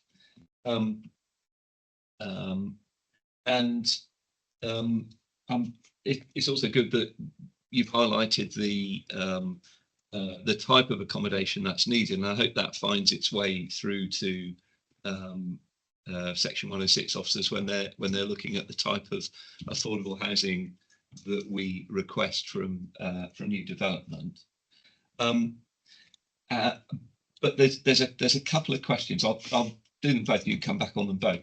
So the first is I didn't see in there anywhere where we say what people who come to us can expect from us, if you like, a sort of contract between us as, you know, once somebody presents as homeless, what sort of contact will they receive? Do they get a named caseworker? How do they get in touch with them? Those, I think that public facing thing it's important that I think that we have that in there. And the other thing is that on the consultation, I mean, Ken and I were at a really interesting presentation about the work of the Poverty Truth Commission in Ilfracombe. And one of the things that came out of that was very much how that there is a real issue with talking to people who find themselves not able to access services through a computer, through a phone, you know, that for all sorts of reasons have difficulties. And there's a phrase that came up there that really stuck with me, which is that nothing that's about us without us is for us. And I think that we've set a really short consultation period over the summer holidays, which anyone with the slightest inkling of conspiracy theory immediately rings alarm bells for consultation that happens in second half of July and August. But I think you really need to think about how we consult on the homelessness services that we provide with people who use that service. And I really hope that you're not thinking of doing what most council consultations are, which is there's something on Facebook and then there's something on the website that you can follow several pages through and you get to a form to fill in. I think we need to be much more imaginative than that to make sure that we reach people who have presented as homeless, who've been through the system, and if that means specific conversations with specific people who've been through it, and people who are at risk of presenting as homeless, because this service is for those people, and most people who are able to access the council consultation portal with the best will in the world are probably never going to need to use our homelessness service. So that's just a plea for you. I'm happy to delegate, you know, have to follow the recommendations and delegate this to you, but please do take that seriously. Yeah. Try and pick up on the few points that you've made there. So where shall I start with? So with the timeline, we've been a little bit sort of held over in relation to that because we've been waiting for the toolkit to be released from government, which they did around April time, but we've got to go live with the strategy in the autumn. So I've taken the autumn as quite loose. So I've given myself as much, or we've given ourselves as much flex as possible to get us to the end of November. So I hear what you're saying. We're absolutely going to be taking some lived experience because we're going to use this with those people in the system at the moment. Ken's been working really hard with the Poverty Truth Commission, as you know, and we've used that lived experience to inform the design for our healthy homes in Ilfracombe. There's also a huge piece of work being done around ex-offenders and how they come into the system because they're quite tricky. We've got Kate Morn, who's our AFIO worker, who 50% of her time works with that cohort. I hadn't necessarily thought of going out and speaking to the homeless people with this, but I think that's a jolly good idea, and I've made a note to make sure we bring them in as stakeholders. Also picking up on your point about our system, I think what I'll put into the document is our 4 triages, our 4 carriages of that's the way that somebody would work through the system, and that starts with that prevention right up to that end duty. So I'll take an action to stick an infographic in there to make it really, really clear. I think it's a great point. I think often what happens, you're in it and you forget about telling other people what it is we do. So I don't think there's anything spurious around as the timeline of it, and we will do our best to promote this as much as we possibly can. Okay. No, I mean, who would have any sort of political action that goes through August? Only an idiot. Yeah, sorry, I'm going to throw back a little bit that delegation to you. I listened to Councillor Knight's parish reports to parish council, and he always brings up consultations. And I know that those parishes, they have a lot of skilled parish councillors who will be taking these things out to the community as widely as possible. So again, I always recommend we make sure that we get this consultation shared widely. If we can get it to every single parish, then we've got thousands of parish councillors sharing this information, but we do have to get out to the care agencies, and we potentially have to write to a number of people on this. you know, it's becoming. Yeah, just on one last point around the reference to the other agencies. They have to consent to putting their interventions into this document. So we did get a little bit more feedback, but we didn't actually get the sign up. So I need to chase those bodies up to ensure that they're content to put the commitment in, because we will need to work our targets around that whole raft of interventions. So that's why those aren't in the plan either at the moment. So they need to put their money where their mouth is really and say, yes, this is what we're doing and we're happy for you to publicise it. Councillor Maskell. I commend the work you do. I think you know, I often talk to people about North Devon Council being an exemplary example of a council working hard to prevent homelessness and to assist those that are homeless. And sometimes when you go to other areas and you see the level of homelessness on the streets, it makes you appreciate the work that you're doing here. And I think I suppose one thing I concerns me is that Braunton isn't mentioned here, and Braunton's one of our larger villages, and we do have, I think, around 80 families or individuals on the housing list. And I know we've raised this before, but we have lost most of our social housing, and it's, you know, it's still something that's doesn't seem to be on anyone's agenda. I don't know, it is on your agenda, but I find it frustrating that we're not getting anywhere with this. And yeah, I just thought I'd raise it today because it's not mentioned in the report at all, but I do think it's an excellent report. I'm going to just allow Councillor Powers and Councillor Caroline Lever to ask questions, and then To the point I wanted to make goes back to what Councillor Gino said as well about the numbers, and perhaps what we've been missing over the last few years is most of us didn't realise until those figures came out what a high proportion of the homelessness cases were single people. We've got our head in the mix wrong.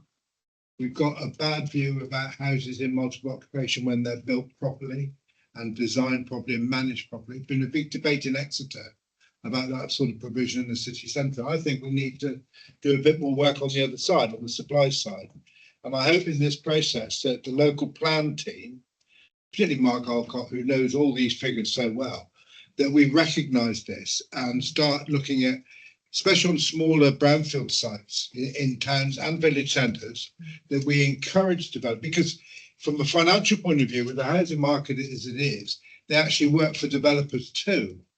Having small one-bedroom units properly managed. So I think and that's the point I wanted to make, that you know, we're never going to solve this by tackling the problem. We need to get back and make sure that supply meets the need.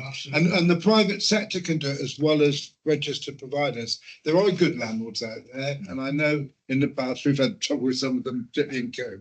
But there are good people out there that understand it, would like to work with us.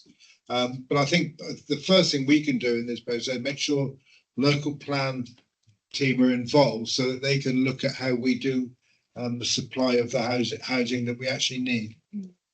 Yeah, and it should be the first thing on the agenda for the thematic groups. Yeah, I would suggest when they meet. Councillor Caroline Lever. Thank you. Quite a lot of what I was going to say, others have already, so I won't repeat. But I think just for me, just looking at the figures and the high figures that we've got, it is for me a success of our service rather than a problem. And it is the same as, you know, the number of people who report rape. When you have a better system for reporting, actually there are more reported. Doesn't mean there's more rapes, it just means that the system is better at understanding the issue. So I think we shouldn't see this as a problem. I think we should be really positive about the proactive approach that's being taken by officers to actually assist members of our community to understand what their rights are and what the routes are. The other thing I just wanted to come back to is in terms of consultation. And I know that there is a voluntary sector mentioned in here. I'd like to give a shout out for making sure that we go to some of those agencies that we do not have a contractual arrangement with. I mean, I'm thinking Encompass Southwest, for example, does a lot of the work in this space, and it has, and maybe there is contact already, I don't know, and then maybe others as well.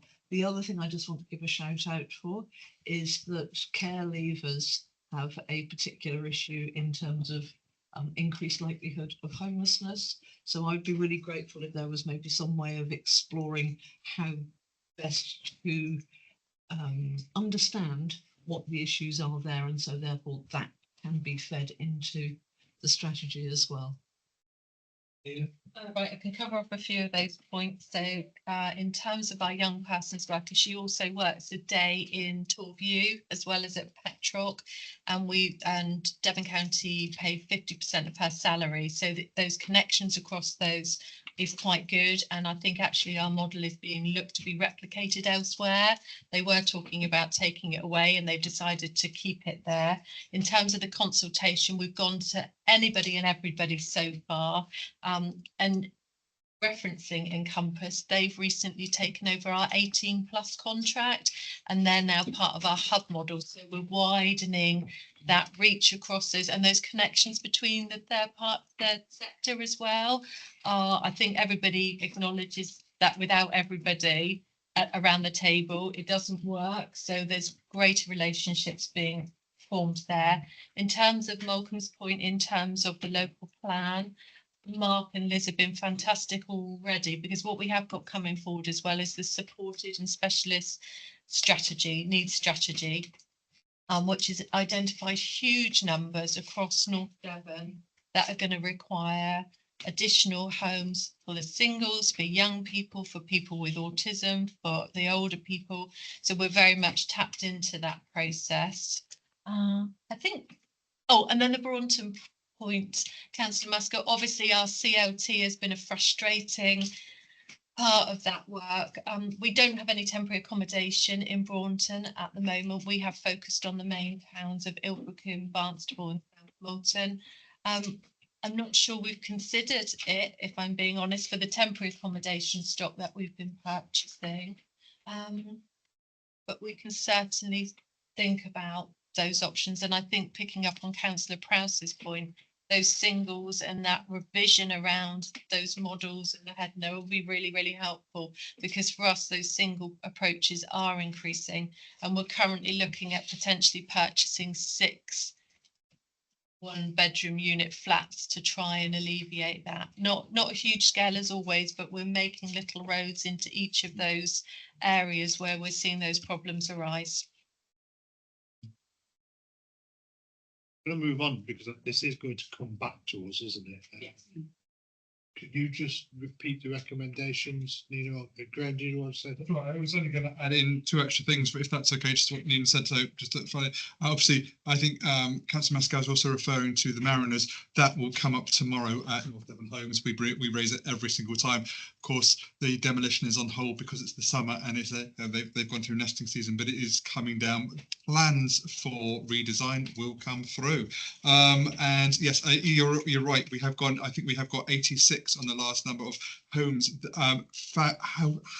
households seeking accommodation in Braunton. It is roughly commensurate with the population sizes of other areas, which of course Flemington has the same problem. Yeah, this is more of a document that goes forward and doesn't refer to individual areas at once, just North Devon as a whole. But yes, it is Braunton being well insulated between Barnstaple and Ilfracombe in terms of access and issues like that. But yes, I take it, we will be taking up your point about the Mariners again tomorrow, and I will feed that back tomorrow night at Braunton Parish Council, I expect. And just add to what Councillor Prowse said, yes, we also need to, and again, this is a point for the local plan, we need to keep on remembering the elderly carers of adult children who with severe disabilities, because that is once again remains a ticking time bomb. And I know that Councillor York has raised this a number of times with me. We have to keep on pushing this point through the local plan and through everything else to make sure that these people are taking these disabled people are taken care of when their parents can no longer continue to do what they have done for decades with great skill and care and love. Okay, Neil, could you just repeat the recommendations then? please? Yeah, so the revised recommendations, which I've already sent a copy to member services, are as follows. 2.1, that members approve the consultation of the draft homeless prevention strategy. 2.2, I've added a bit on after the action plan and bring the final document back to scrutiny and policy and strategy and resources no later than November 2026. So those are the two revisions. So it builds in a cycle of not signing off the draft here and now, but bringing it back to two committees to have oversight and adoption. Right, thanks. Can someone propose a recommendation proposed by Councillor John Petrino, seconded by Councillor Caroline Lever? Those in favour of the recommendations? Thank you. Thank you, Nina. Thank you, Councillor. We'll move on to item 14, which is the private sector housing empty homes report. Read, noted down. Sorry, Chair, he's not in. It was just for information only in his report. Right, that's fine. I was going to introduce. Is that all right? Yeah. No, if you want to, please. I didn't even know he was coming. Please I'm carry sick on. of the sound of my own voice. Thank you. Sorry. Again, got to it. So it's not this is just for noting, there's no formal decision requested on this item. So I'm going to go through this relatively quickly, but there are a couple of important things that I do just want to raise and get off the report and get into people's heads. As I mentioned during the programme performance report, there's a couple of useful items here. Q4, 960 residential properties were recorded as empty for more than 3 months. That's 1.92% of the total housing base that we have in North Devon. It is, again, it's a medium-sized house. It's a large housing development, really, that is sitting empty for a long period of time.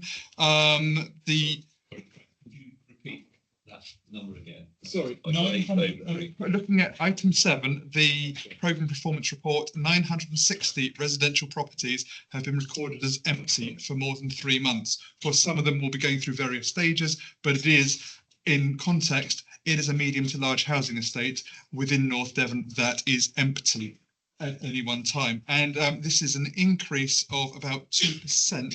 This is 2% of the council tax number of households. So yeah, coming up for 50,000 households, 2% of them just sitting empty. They're not being used. They're not homes for people for a number of reasons. Thank you, Councillor. This has been being brief. Is this those figures actually in the report? They're within item 7. What you're referring to is item 7. The programme performance report, what we were talking about earlier. Hang on, I'll find it. Sorry, right. Got it? Information. The information to back up this is in. Yeah. Sorry, I just want to go through why this. Sorry, this is just, there you go. It is on page, I don't know what, page 26. Is the number of residential properties. It is purely just for your information, just because I want to highlight exactly what Fred's doing. So yeah. The only reason why I was stopping you is because that was one of the questions I wanted to ask. Thank you. How many there were.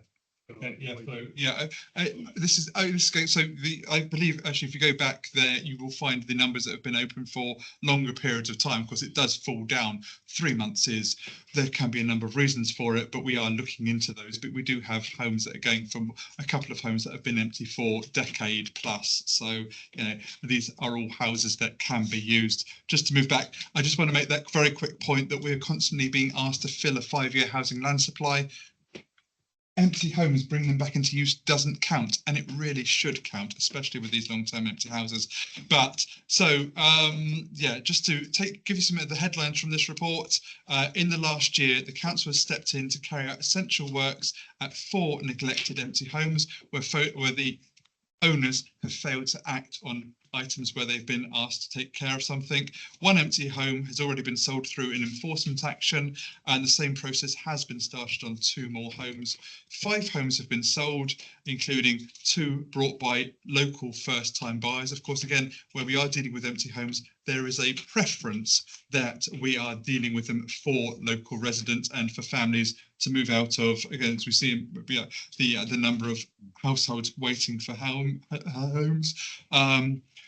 In one case, the council secured the clearance of a garden that had been left badly overgrown for 15 years. So in some ways, this is also about, it's not simply the empty homes, but also the antisocial behaviour and other environmental problems that occur from neglected homes.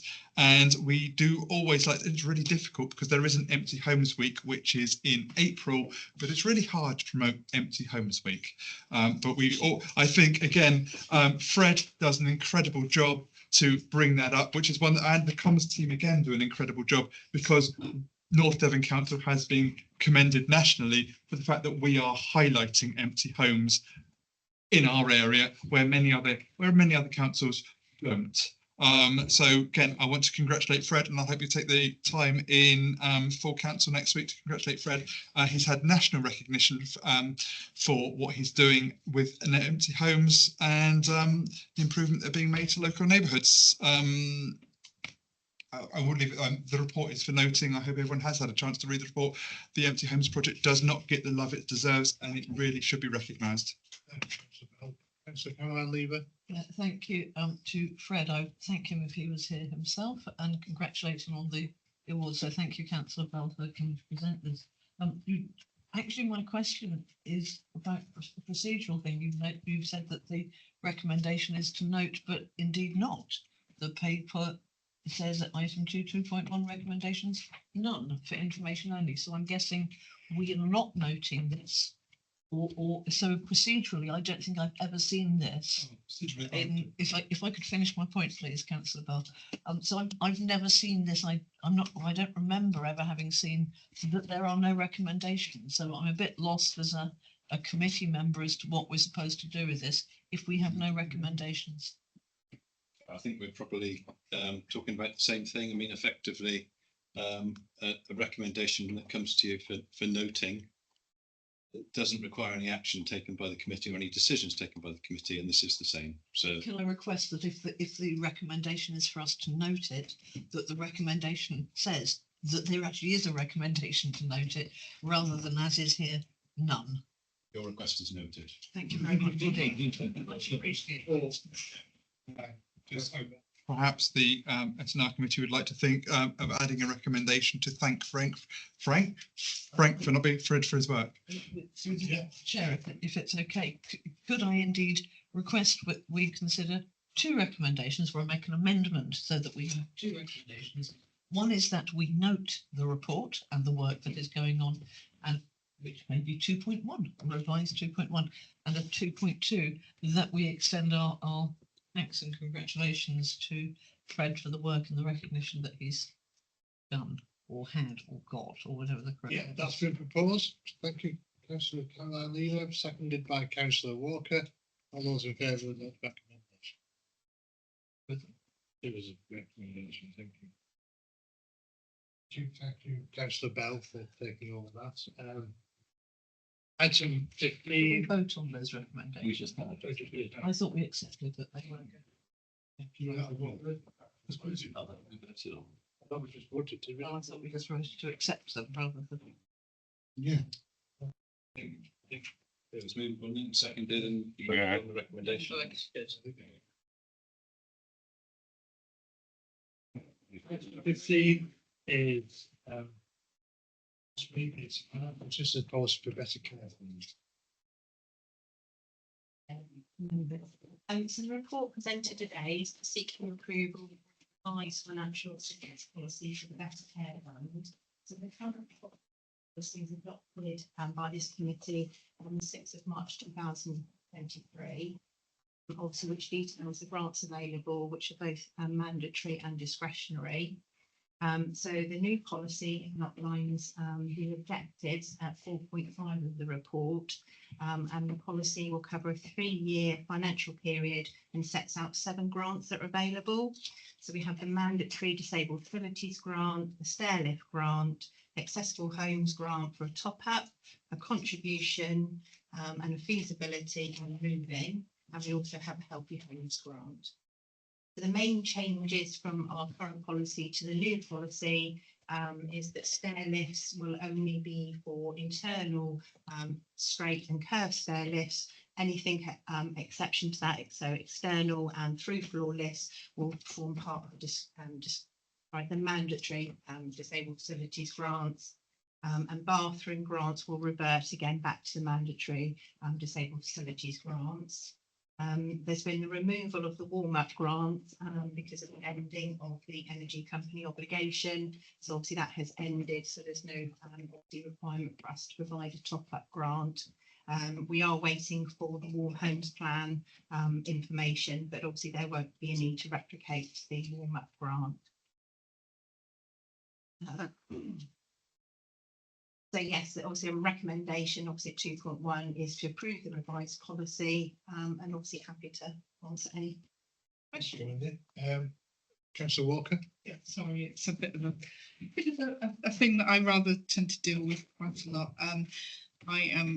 First of all, I'd like to say I'm really pleased to see this, because this is a straightforward, readable document on how this is going to work, and it looks like North Devon is very sensibly keeping their eligibility criteria simple, which I can assure you, having been dealing with another authority with the Disabled Facilities Grant for a family member, theirs is not, and this is really good to see.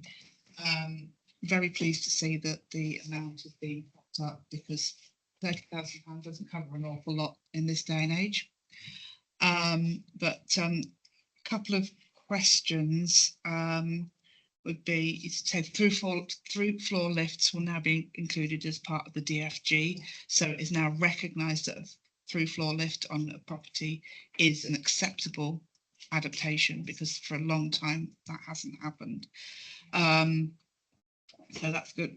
That's brilliant. So just sorry to interrupt there, because it's all part of the stair lift grant. Yeah. So it's just obviously because of the additional work that's needed for through floor lifts and external lifts, it's going back to a mandatory lift. So the stair lift grant standalone is only for obviously internal lifts. So we've always provided through floor lifts. Yeah. It's just changing. Yeah. It makes sense, because they are expensive, and to actually have the stair lift grant eligibility listed out in a really readable way is great, because I think a lot of, when I had a stair lift, which is going back a long time ago, it was sort of like, oh well, we're going to put it in a stair lift, and it wasn't suitable. So that's really good. So the financial criteria that you are using, will that remain the same, so that it's not just people on universal credit who can get? So there's various passporting benefits. There's housing benefit, universal credit, income-based ESA, income-based job seekers allowance, and there's working tax credits and child tax credits. There is an income level at 15,000. So there's various passporting benefits. So we won't need to do a financial means test if they're in receipt of one of those benefits. Yeah, but you will still include people who are on lower incomes but aren't going to receive those benefits. Yeah, so we would do a financial means test on those people. Yeah, that's fantastic as well. Thank you. Councillor Trinos and Councillor Creed-Oliver. Yeah, great report, actually. Yeah, just a query really, because of the recent heat waves and the no doubt many future ones. Does this also cover air conditioning? It isn't specific in the guidance. Whether that would change, I would imagine it would. So there's certainly heating in there as an option to do, but it's not specific in the guidance. If you look at further documentation, you can kind of tag it on and say, well, actually, yes, that meets that criteria. Healthy Homes bit. Sorry? In the Healthy Homes bit. So the Healthy Homes Grant, Yeah. yeah. So that's generally we use it as a top up for any other grant. So sometimes the client needs some clearing out, so they've obviously a bit of hoarding. So obviously the stair lift can't be installed, obviously. So we would do something like that, or there was a serious repair needed before we did any adaptations. So quite often we get out, and obviously when they go into the bathroom, Obviously, a lot of the floorboards are obviously very rotten. So whilst we'll do the bathroom, obviously it could extend obviously to the hallway. So we could use that grant to obviously assist to do the floorboards throughout those. Not aircon then. No.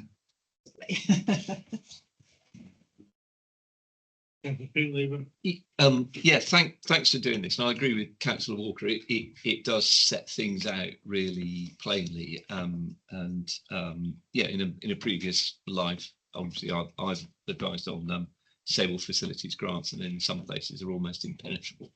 But I just going to the timescale graph on page 221. I'm just wondering if perhaps not in this, but if in your first communications with people, are you able to set out a timescale? Because I mean,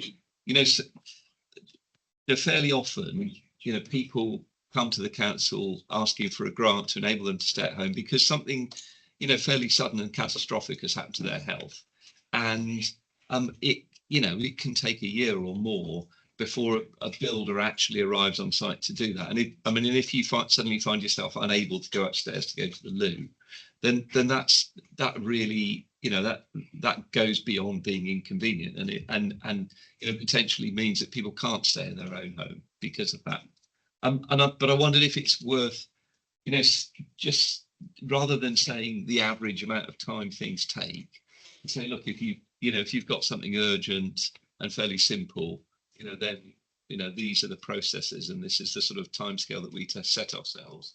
And maybe for something complex that's maybe not quite so urgent, those timescales would be longer. Is that something that you do in your first contact with people?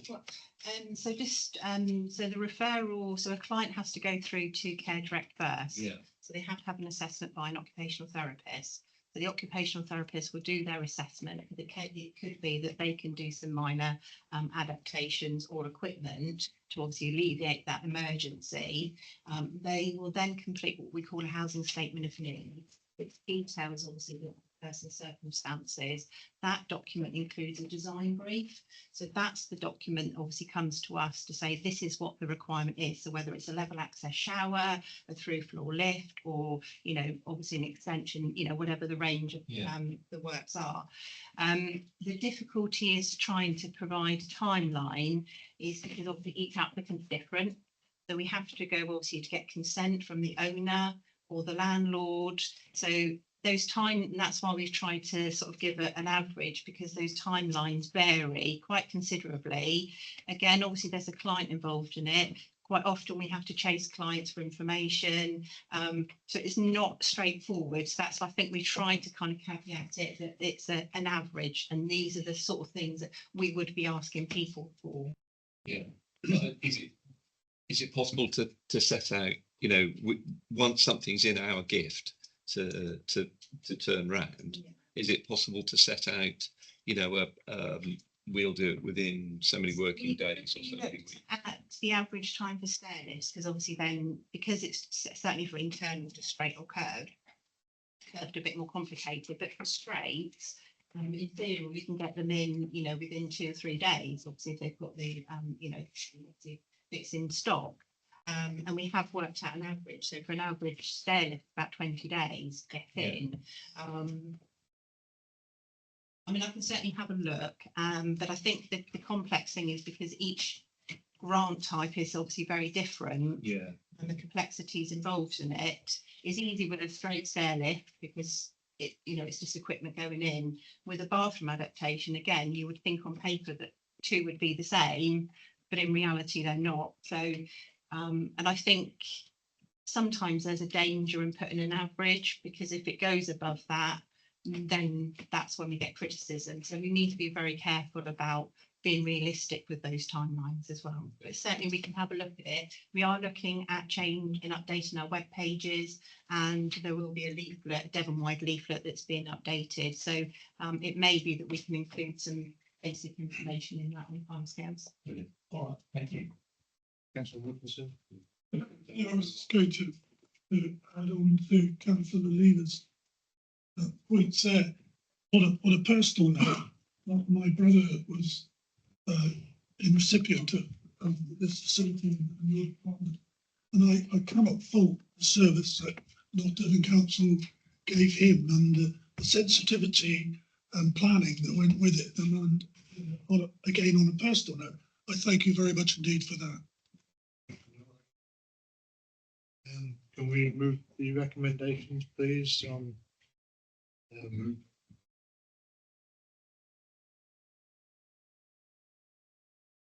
two recommendations?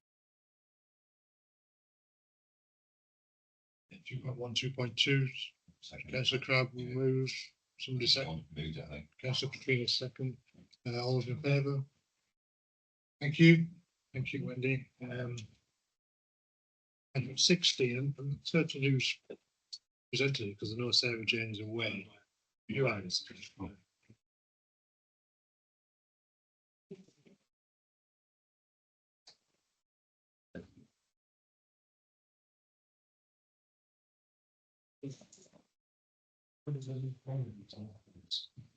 Not me, there isn't. Let me know if it's like in. I didn't know whether you knew or not. You know.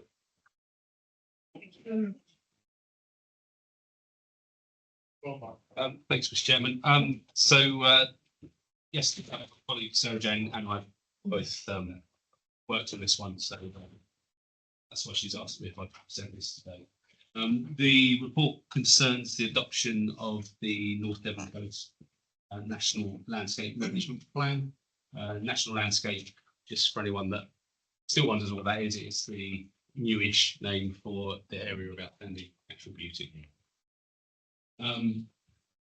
It's a statutory function under the Countryside and Rights of Way Act for us to have a management plan in place for any national landscape in our district. This requirement was further strengthened under the Levelling Up and Regeneration Act in 2023, which requires us to seek to further the purpose of conserving and enhancing the natural beauty of national landscapes. So both ourselves and Torridge District Council have asked the National Landscapes Partnership to update the existing plan and produce this current one. My colleagues at Torridge will be presenting a similar report to their committee this month and recommending the adoption and approval of the management plan. So the recommendations very straightforward. It recommends that this committee recommends to full council that we approve and adopt current 5-year plan. Thank you, Mark. Councillor Wilkinson, it is your portfolio, isn't it? This is on my portfolio. I'm also a member of the National Landscape, the old AOMB team. Yeah, I welcome in this document just 2 points. Obviously, I'm more than happy to recommend or to propose the officer's recommendations on this.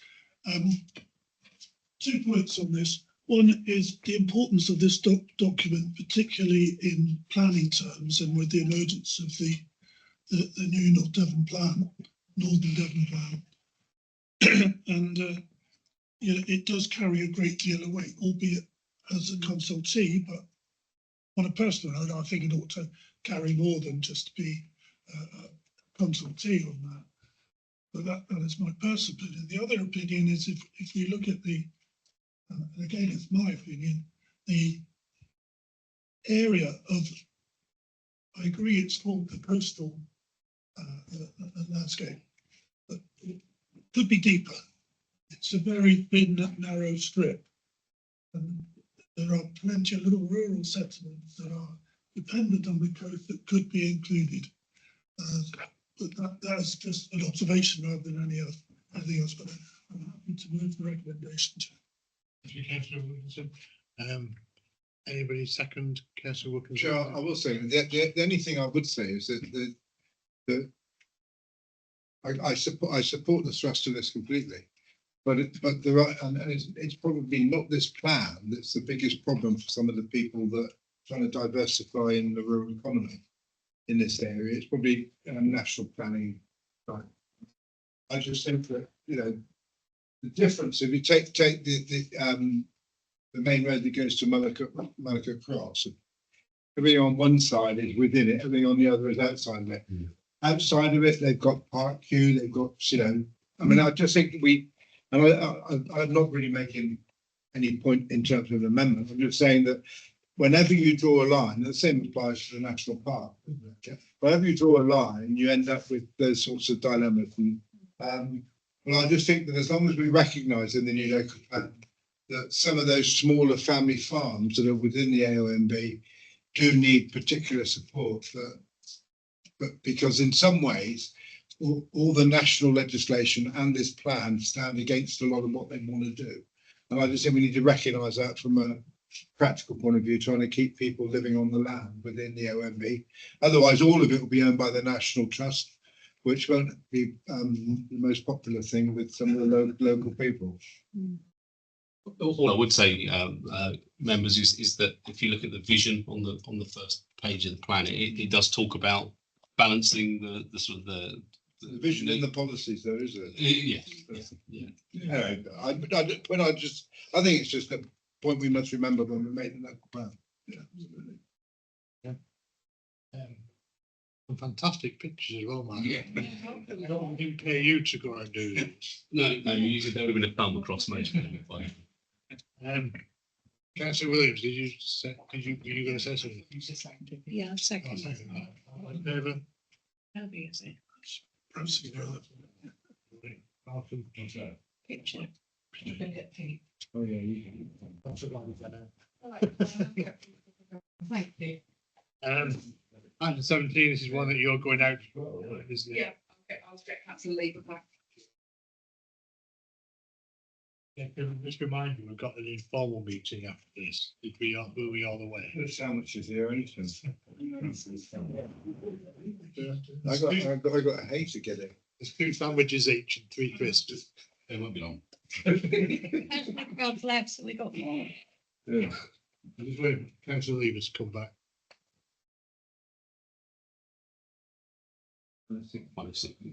Yeah. Okay, 17. Richard Slaney, are you doing this one as well? Beginning as well today. Yeah, so yes, a very straightforward report requesting the approval and release of section 96 by Open Space funds. This is for 2 projects, one in Instow and one in Frevington.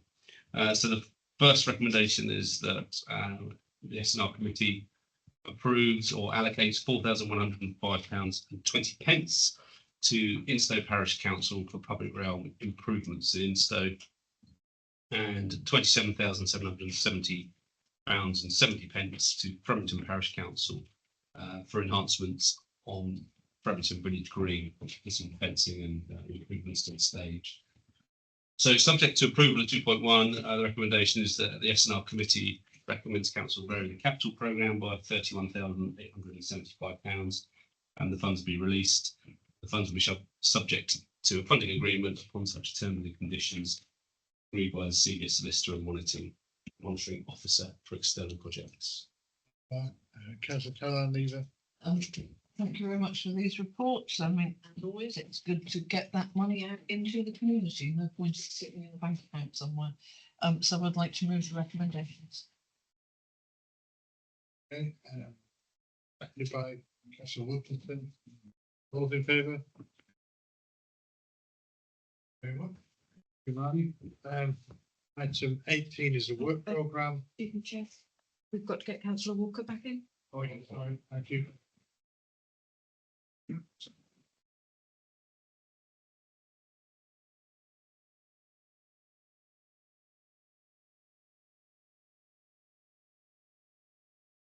Legal officer and door person.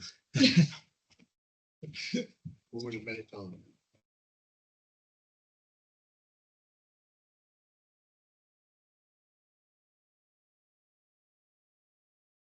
His lunch hasn't arrived. You just can't get a chief exec these days. 6 acres. I mean, it's surprise. Did we forget to order it? Half your senior management team are out there looking for them, so that's. Oh, yeah. What I should probably do is go and get somebody to ring you. So that they were understood. You know, what I mean? Sorry? It's I don't know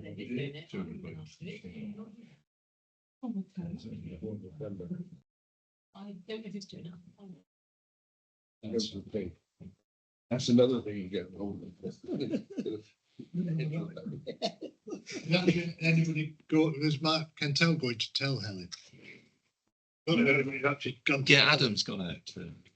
You know, Mark Cantel went out, but I don't know whether he's, I'll go and see.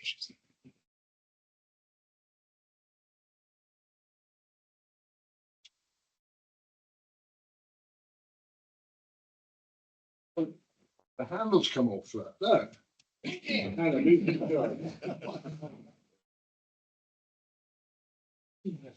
need to more S1 or 6 1. I'll get it, yeah. I just used the opportunity to go to use the facility. You didn't get it.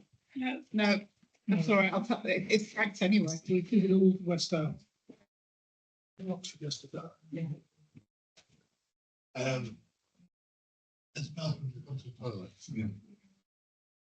I've broken the door on the way out. Just took the handle off and he's rushed to get there. Should we go on to like the last item? I don't know whether Malcolm wants to put anything on the agenda. Usual, anybody got any recommendations to put anything on the agenda or take anything off? Councillor Lever? Peter Lever? Yeah, just I think some officers might be aware of it, but there's been a bit of toing and froing recently about section 106 monies and the process in informing particularly parish councils and the like that the money's available. And I just wonder if it's worth having a section 106 officer doing us a report at some point, but looking specifically at how we clear the money out of our bank accounts and into projects that it's intended for on the ground. I wasn't aware that there had been an issue. Yeah, I mean, there's a particular, not very big issue, didn't involve you in it, Ken, but I think just so we're clear where we're going with that. I think particularly with reorganisation coming along, that there's, if you like, the sort of the institutional memory of money that's available and when it comes in or doesn't come in. I think lies with the district council. And, you know, parishes change all the time, and parish clerks, you know, quite often haven't got the capacity to keep on top of things. So it's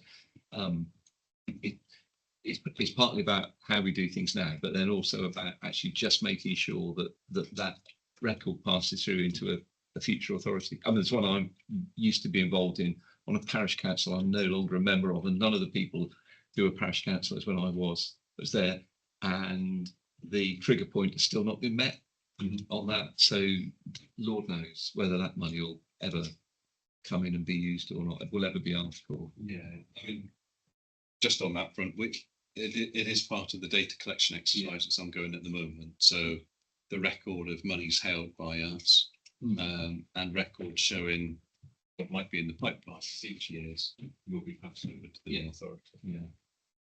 Chair, just to remind members as well that it's in August 8th. Most things going to go into September's. Yeah. So you're taking out the August. Yeah. August has been cancelled, Councillor Ricky. The month it's another meeting. Yeah, you'll be all right. Not that. I just thought that would be when we. Councillor Walker and Councillor Maskell. Yeah, on the same topic as Councillor Lever has just said, it would also be very, very useful to bring up that, because, sorry, at the moment, the S106 money is effectively distributed at the purview of the district councillors for that ward, which is going to be something that comes out when we no longer have a district council, but also the reminders of what what you can and cannot use S106 money for, because there has been some quite heated disagreements with the S106 officer on occasions with what you can use it for and what you can't. So a reminder of that would be useful. Mr. Maxwell. Yeah, just on the same grid, really. I remember when I was Southern County Councillor, but there's a large building development in Braunton, which there was no 106 money used for traffic calming measures, despite the fact that this development meant going through a small residential area.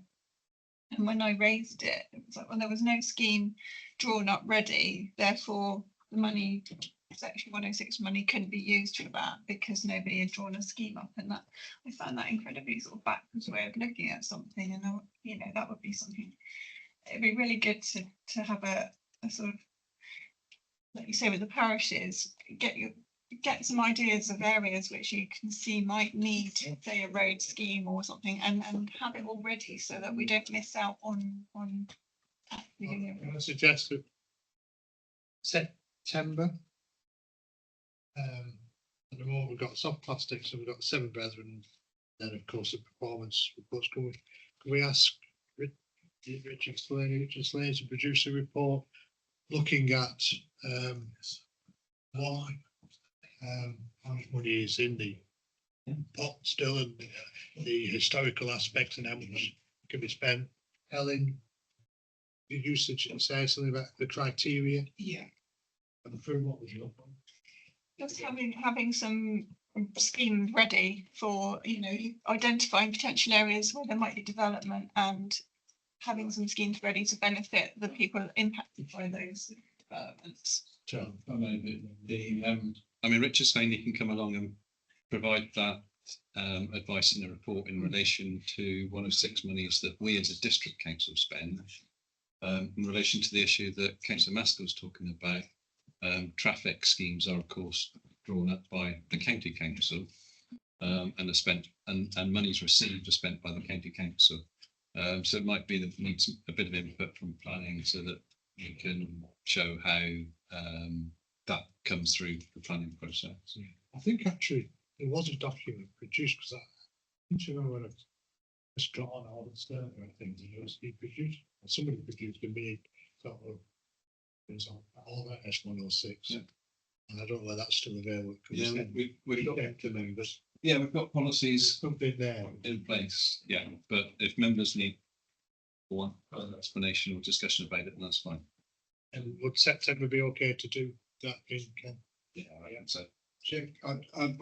When it comes to 106 payments, what tends to happen and what picks up a bit the point Prue was making really about making sure that the community from which the development, make sure those communities benefit from it. And at the moment, we've got under capacity in most of our primary schools, particularly in the rural areas. So there is no need for additional spacing. And I should declare an interest, I've got a particular case in Bratton. There is often still demand for extra help for early years. So the county do ask for 106 monies where the early years provision is in their school. But they don't ask if, in the case of my village, it's a CIC that runs the early years. Absolutely brimming, got plan permission for an extension, all the rest of it.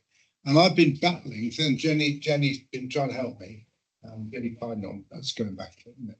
Jenny Meekins, you know, so I just want to flag that point up, and we are going to have that debate because local committees will not accept development if they're not confident that the benefits come to their community. So, yeah. I mean, I don't know if there are any other. And the other thing, a lot of these schools are now in trusts, which means the connection with local communities is weakened hugely. Yep. I think Instow is one of the few that's still independent, isn't it? Isn't Instow? So, yeah.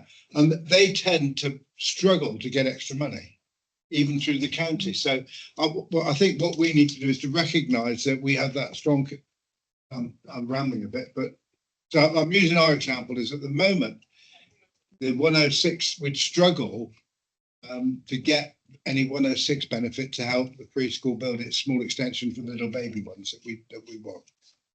Whereas, you know, if the school needed capacity, the county would be doing it on our behalf. Yeah. Am I making myself clear? I'm a bit rambling. It's been a long meeting. No, At that's the been- MPM I'm on sure Friday, who if recognise it's it. on the agenda for September, you can ramble again in September, Malcolm. I'll ramble all my way through. Anybody else got any additions later on in the year?